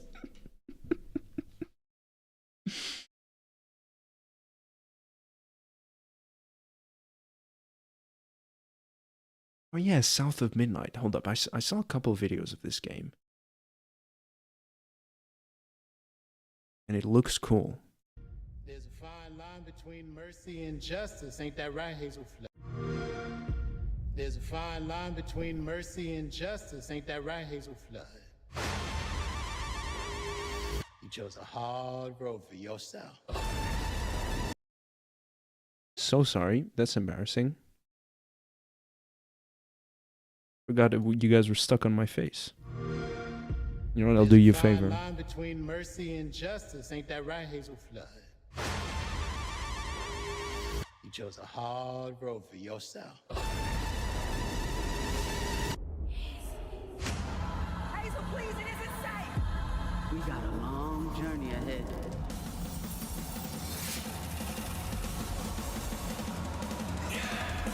Oh, the fucking drums. The drums are super sexy right there.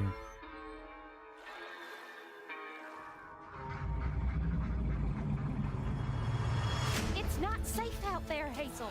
If I was the one missing, she wouldn't stop looking. Crouton? What the? And this ain't even the weirdest thing I've seen today. I'm seeing these things. You can see strands. And now you're looking for a creature. You're a weaver, aren't you?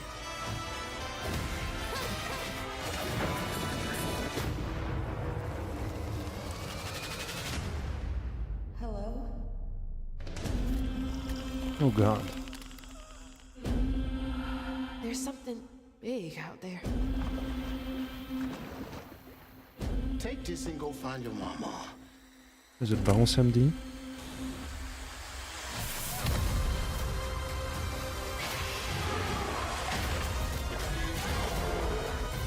I'll come back. You better. I gotta know how this Hell yeah. Hazel ends. Nice.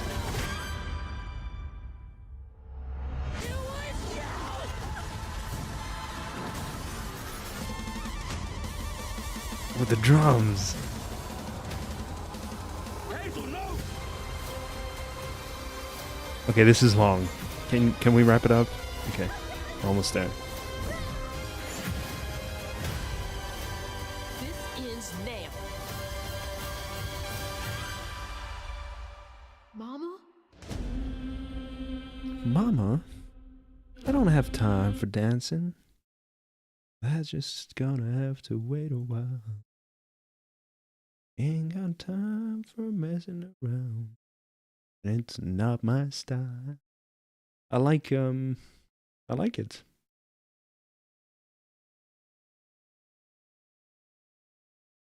I feel like I get this very Louisiana vibe. Deep South, yeah. Modern folktale. I mean, I have it on my wish list. So we'll keep an eye out for that. I don't know if it's a joke / you wanted it, but your camera was gone. Yeah. I removed it because when I started playing the trailer, we're still on this screen right here with my face. And so when I went to show the trailer, I was like, well, you guys have seen enough of my face, so let's just enjoy the trailer without my dumb little face in the corner, you know what I'm saying? So I wanted it. And if it was funny, then yes, it was for a joke. If it's not, then no, it wasn't a joke. I was completely serious about it.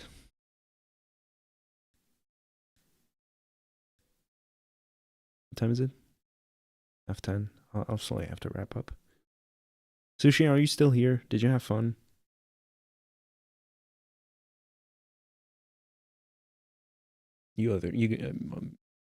All you other people can answer too.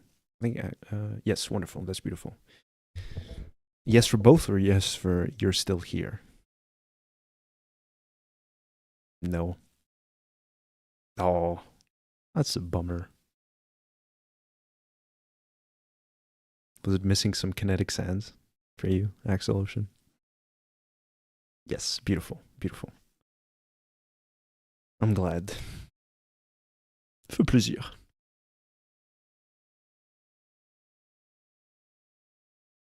Sushi, you want to watch Twin Peaks? Go watch some Twin Peaks now. Otherwise, I'm going to play Mass Effect 2. You know what I'm saying? You say you could watch Twin Peaks tonight or tomorrow? Which one was it? I think you mentioned tomorrow. Pretty sure you said tomorrow, actually. Not right now, sorry. Okay, yeah, that's cool. I'll play Mass Effect 2. Also, 9 Souls. And Tunic. 9 Souls and Tunic are 2 games I really wanna try out. I got 9 Souls mentioned, yeah. But the thing is, Gonna listen. So bye, guys. Take care, Sushi. Thank you so much for hanging out. I'm glad you had fun. Tune in for Sunday. We're gonna play a new game if you wanna hang out for that. And in the meantime, I'll talk to you soon.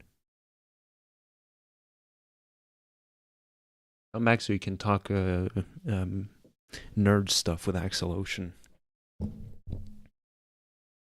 I'd be fascinated to see the conversations you get to have. You have so much. Both of you have so much lore.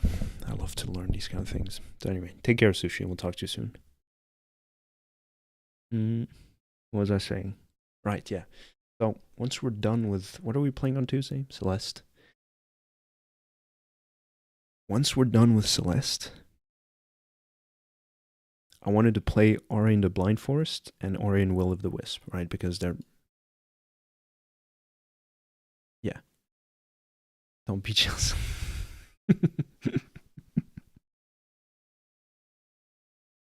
Ori and the Ori games. I've seen stuff that I wish not to see. I've seen things you people would not believe.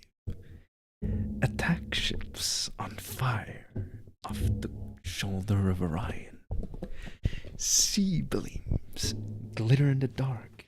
The Tannhauser Gate. All these moments lost in time, like tears in the rain. Time to die. You already played any of them? No. That's the beautiful thing.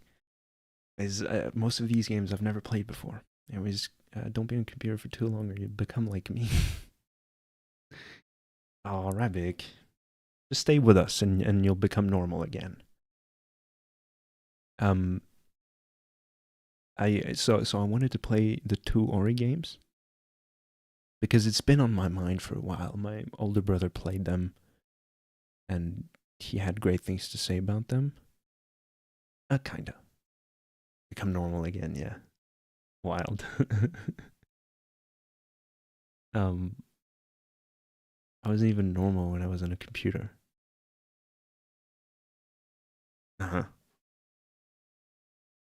Anyway, let me finish my point, people. Stop distracting me.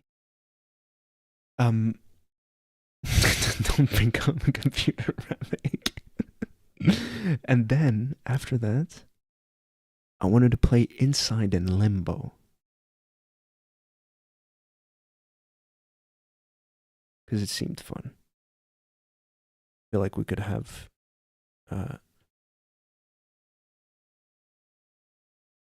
fun in those games.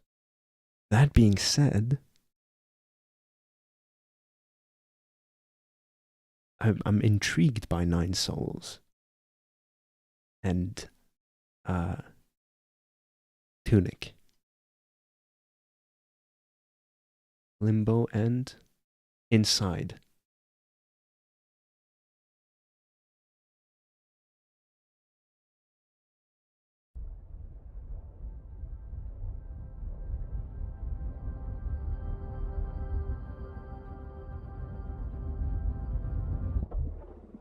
Okay.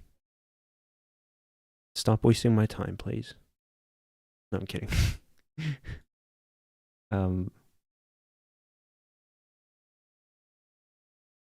Right? I feel like it would be fun if we played those games. And I think they're short games too. Might be wrong about it.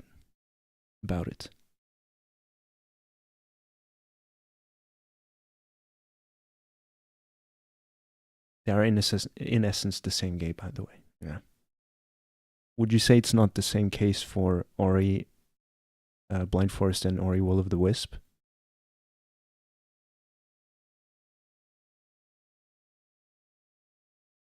You get tired if you played 2 back to back. Well, we wouldn't want that, right?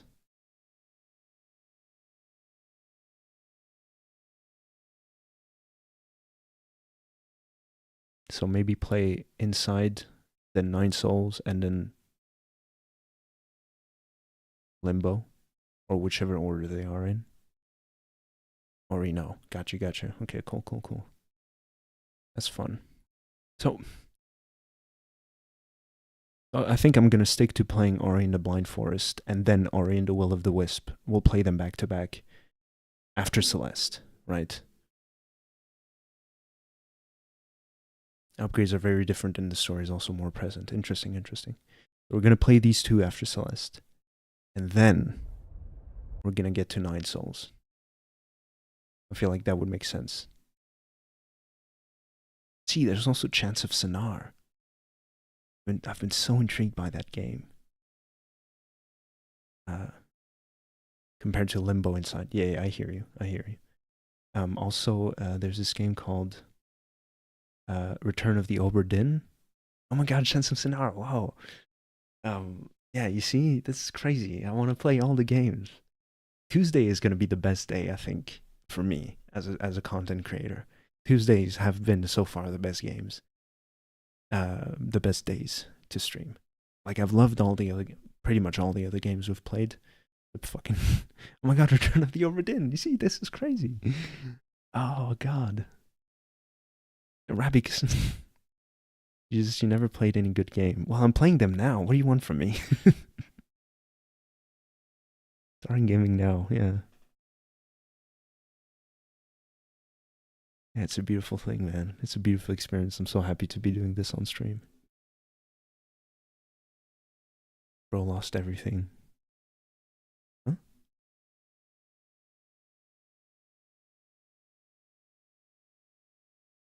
I didn't get that one.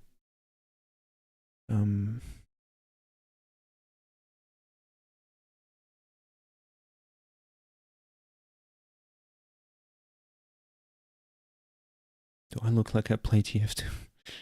Yes, Ravik.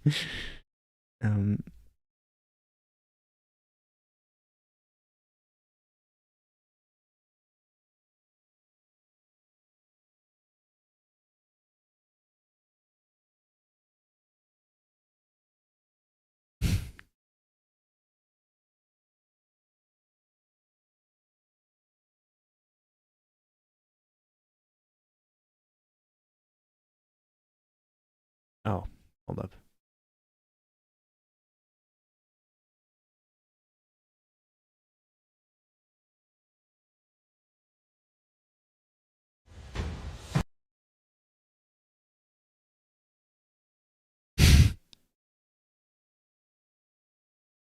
Does it is it I'm gonna remove the audio. I'm scared of any copyright.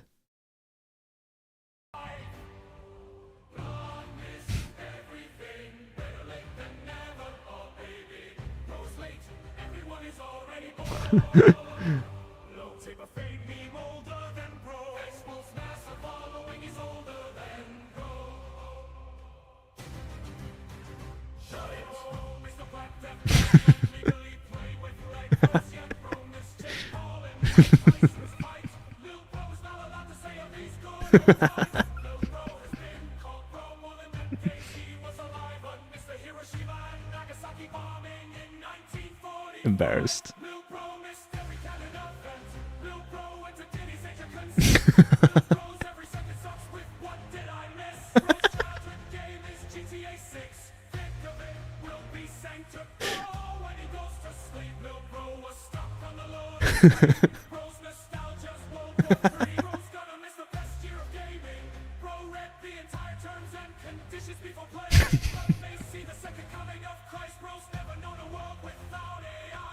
Damn.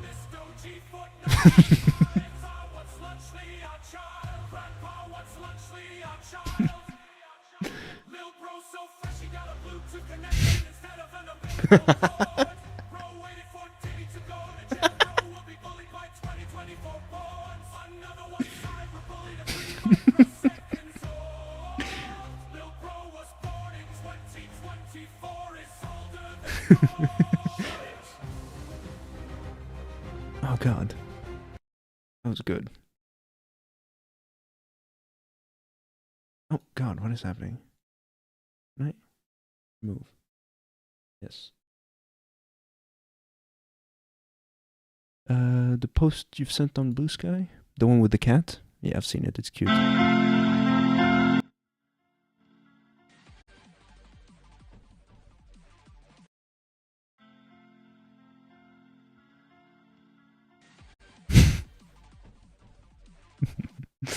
crackhead.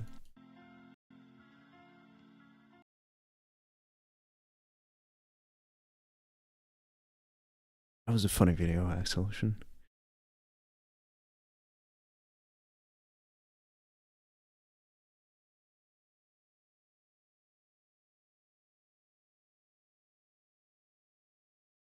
Don't cry, little baby.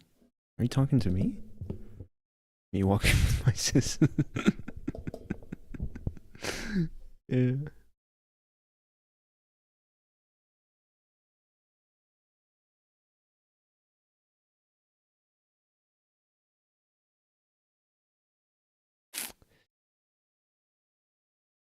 Okay.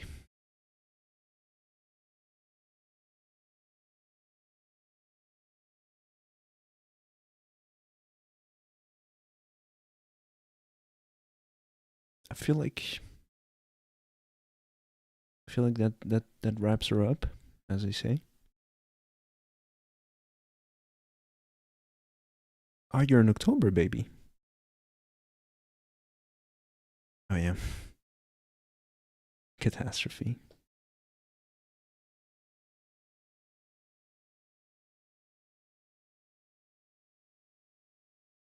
My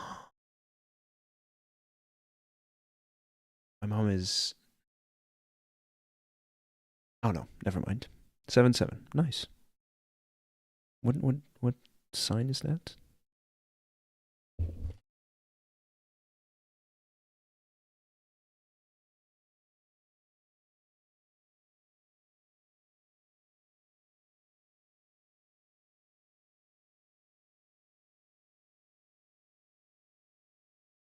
You're a Cancer, huh? Makes sense.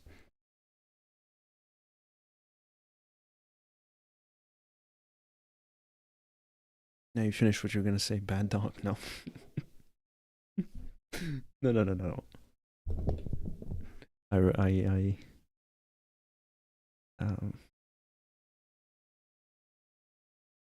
plead the fifth. Yeah, do something about it then. What are you gonna do about it? On national TV.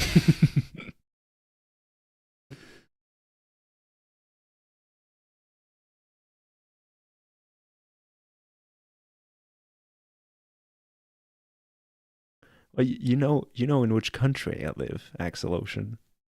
You can start with there. You can start there. What's the deal with Libras? Don't trash Libras. One of my best friends is a Libra. No, he's a Virgo. Never mind. You can trash Libras.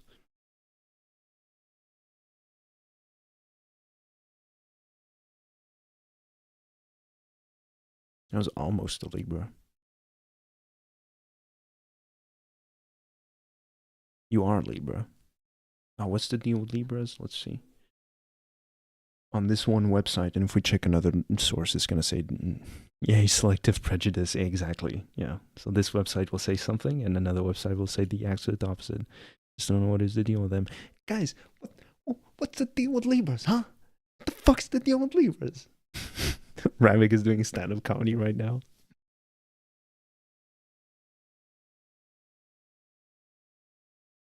Yeah, okay, this definitely does not define Ravik as I know him.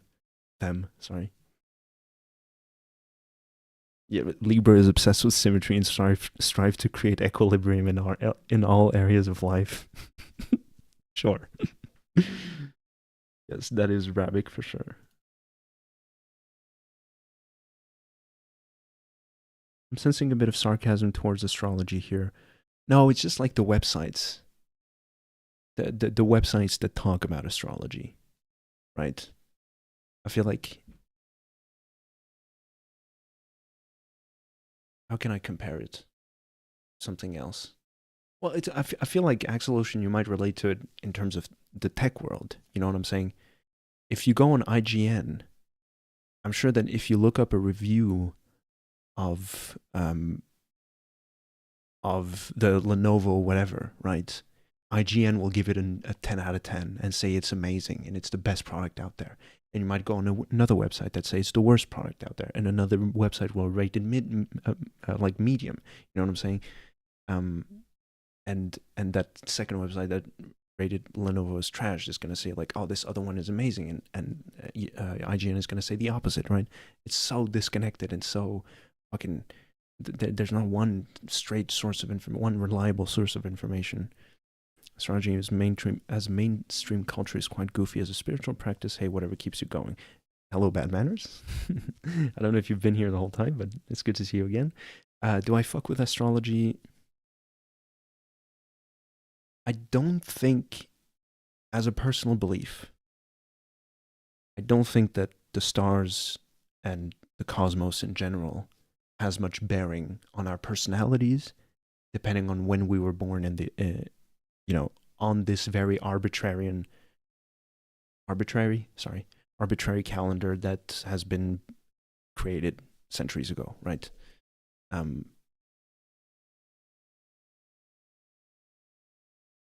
think that, yeah, I am very kind of quote unquote down to earth when it comes to my relation with the cosmos. Fundamentally, Mars just is a ball of rocks that spins around the sun. Yes, the moon does have bearing on Earth, as per the tidal motions and everything. Yes, for sure. Not denying that. Does it have any bearings on our personalities and our moods and everything? Yes, we are composed of 70% of water. So that if it affects us in some way, no argument there. But that a constellation, when you look up in the night sky, right, and you see that, oh, these stars here kind of form a shape that Greeks 2,000 years ago said, oh, it looks like a bear. Now let's see.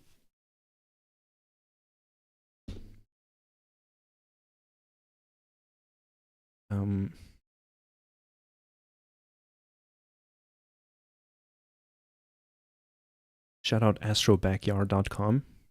Stealing your picture. I'm sorry. Where'd you see the bear? This is allegedly supposed to be a bear. Looks like a casserole more than anything. But in French and in other cultures, they call this the big bear. La grande ours, right? It's a claw. I don't see the claw. Dipper Pines reference.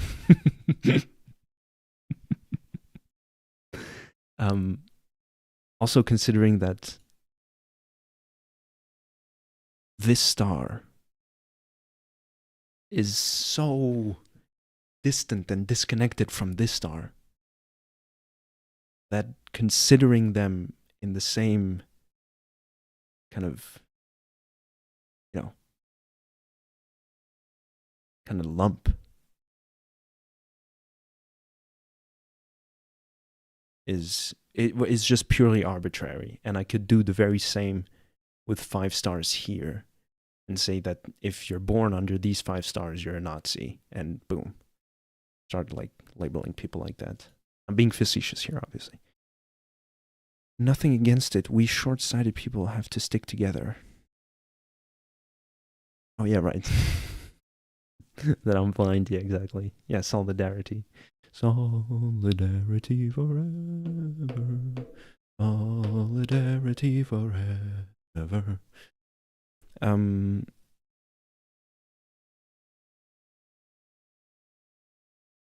But look, a lot of my compadres are into astrology. Not at a zealous point. They're not like ride or die about it. But I've sat with my very good friend Vinny. His ex-girlfriend was really into it, and she once, kind of gave me a whole 101 about it. And there's some compelling stuff in there, sure. I'm very intrigued by that whole world. That whole, way of thinking.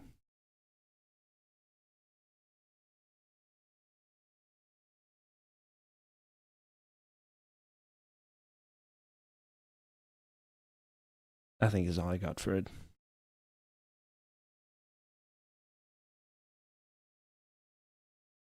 So I guess, Axolution, to answer your question, yeah, I do fuck with it. Yeah, sure. I fuck with it. You're very tolerant. That's amazing for me. When I've not been tolerant? Oh, that's a bummer, man.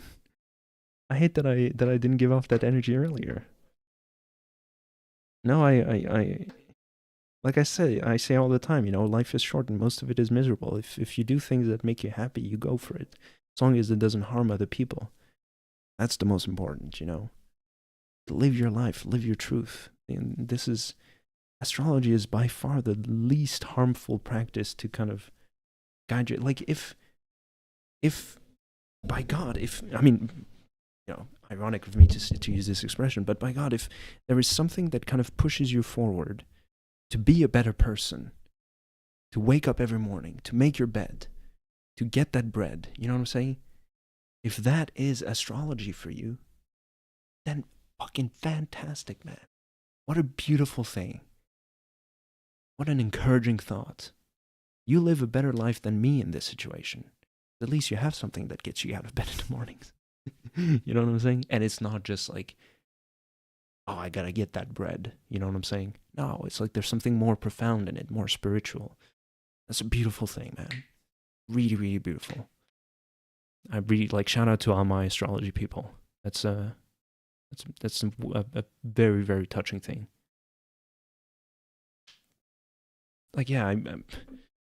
Forgive me. I'm probably kind of shooting myself in the foot for reading this, but I had an idea for a dialogue between one of the main characters in my story. Her name is Sarah. Let me read it first if there's any spoilers.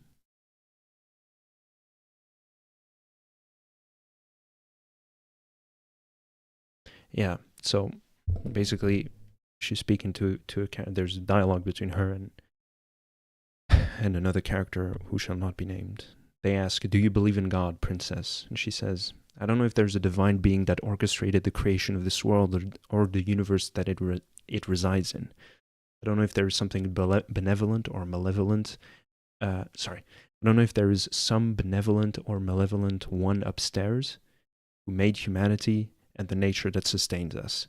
All I know is there is something either out there," she points to the stars, "or in here," she points to her heart, "that got my mother out of bed in the morning, had her work for her community in the morning, had her work for herself, had her work herself to become a better person, and went to bed at night praying for a better world. I believe in that." Spoilers for an unobtainable media. Well, hopefully one day it'll be obtainable. I'm really hoping that I can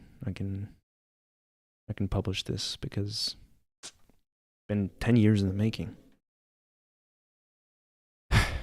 The reason why it took me 10 years is because I've gone through so many drafts over the years.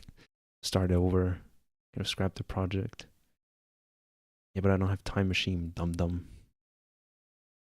Now you gotta stick around then. Hopefully you'll stick around.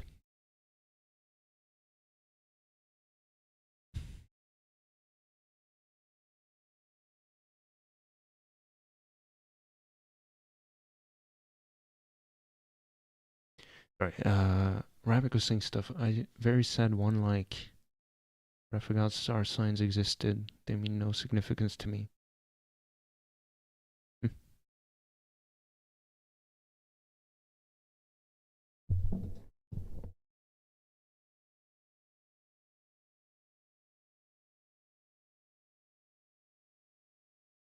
Oh, amazing not in a sense that it's a surprise, amazing in a good sense. Oh, that's beautiful. I have a rapidly declining health condition, not pushing 30. Is that a real Axolution? Or is that an Axolution moment?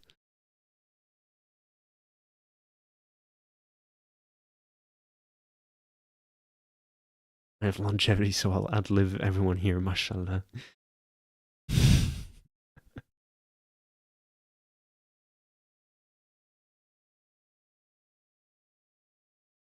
I'd like an American half true, half joke.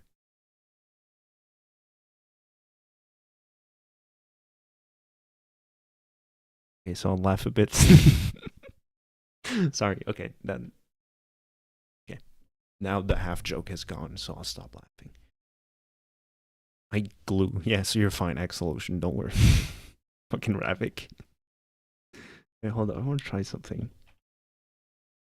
This is the most femboy moment out. Yeah, like. Okay, not like that, American. Hold up. Do I gotta shut up?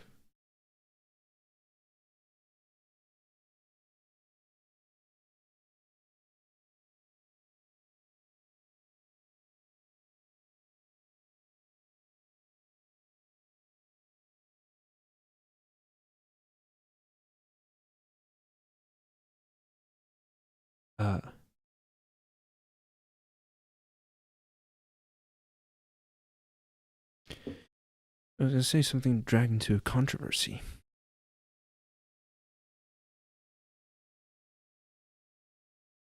Yeah, sorry, Rabbit. Latin American is also American. Oh, Axel Ocean, why are you saying that? You got upset when I told that to you the other time.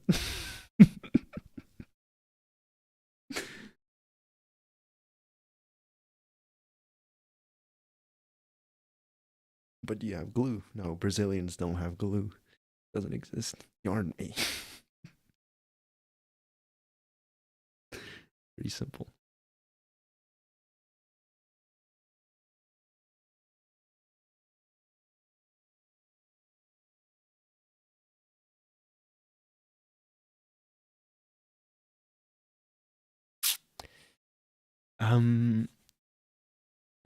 No matter how fun and exciting this conversation is, Bolsonaro banned.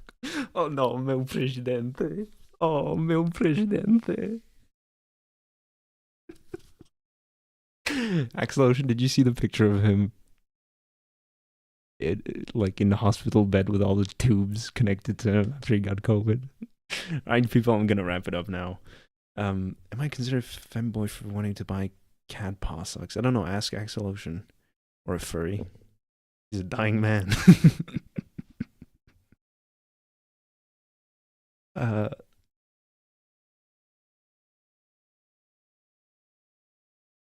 Jace. We're wrapping up. I'm gonna say goodbye now. So bye, Jace. Okay. So Sunday, people. Sunday. Tune in. Ravik. Chill.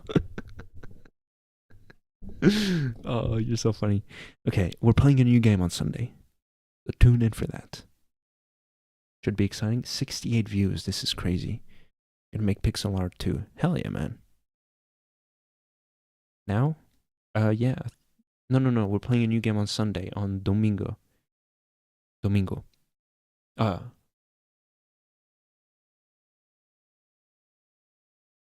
What's the day just before Segundo?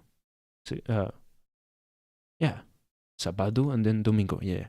On Domingo, we're playing a new game. Oh, pixel art 2 of me? Wow. It's a privilege, man. That's an honor.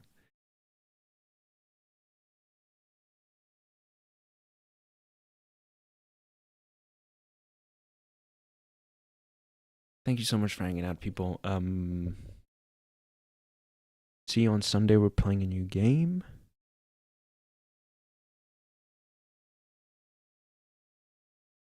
Don't push a pen in your neck. That's, I think. Don't like pushing it on the muscle. It's kind of fun.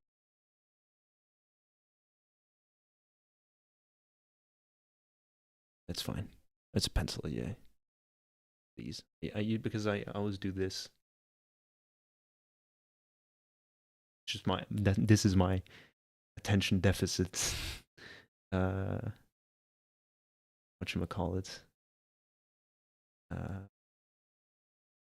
Stress reliever, whatever. You know what I'm saying? Like, this is what I do under the webcam's light. On the other hand, the mouse. Funny joke. Didn't see what you wrote, Jace. But it's good that you retracted it.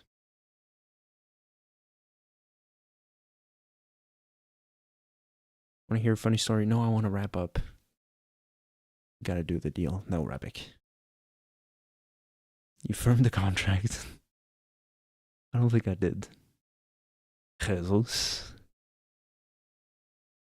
Why? Yeah, no, save it for next time. Sorry, Jace. I really want. First of all, sold your soul. Yeah, exactly. I really need to take a piss, but I really appreciate you guys hanging out. It's really nice of you to be here. You three are awesome. Thank you so much. You guys are always here for each streams. I appreciate you guys. I really appreciate the support. It's really makes it worthwhile playing. You know what I'm saying? Just showing up and everything. Like I was used to doing it to 0 viewers for a few streams, especially at the beginning, right? But now that I'm getting viewers, it's really nice because I get to interact with you guys, and it's fun for the most part. Except when Jace goes absolute batshit crazy. So yeah, thanks for hanging out, people. Appreciate your love and support, or at least your support. I don't know about love, but I'll appreciate your support for hanging out and everything. Treat yourselves to something nice. You deserve it. See you on Sunday for a new game. It'll be very exciting. And as always, I'll catch you guys on the flip side. Love you all. Bye-bye.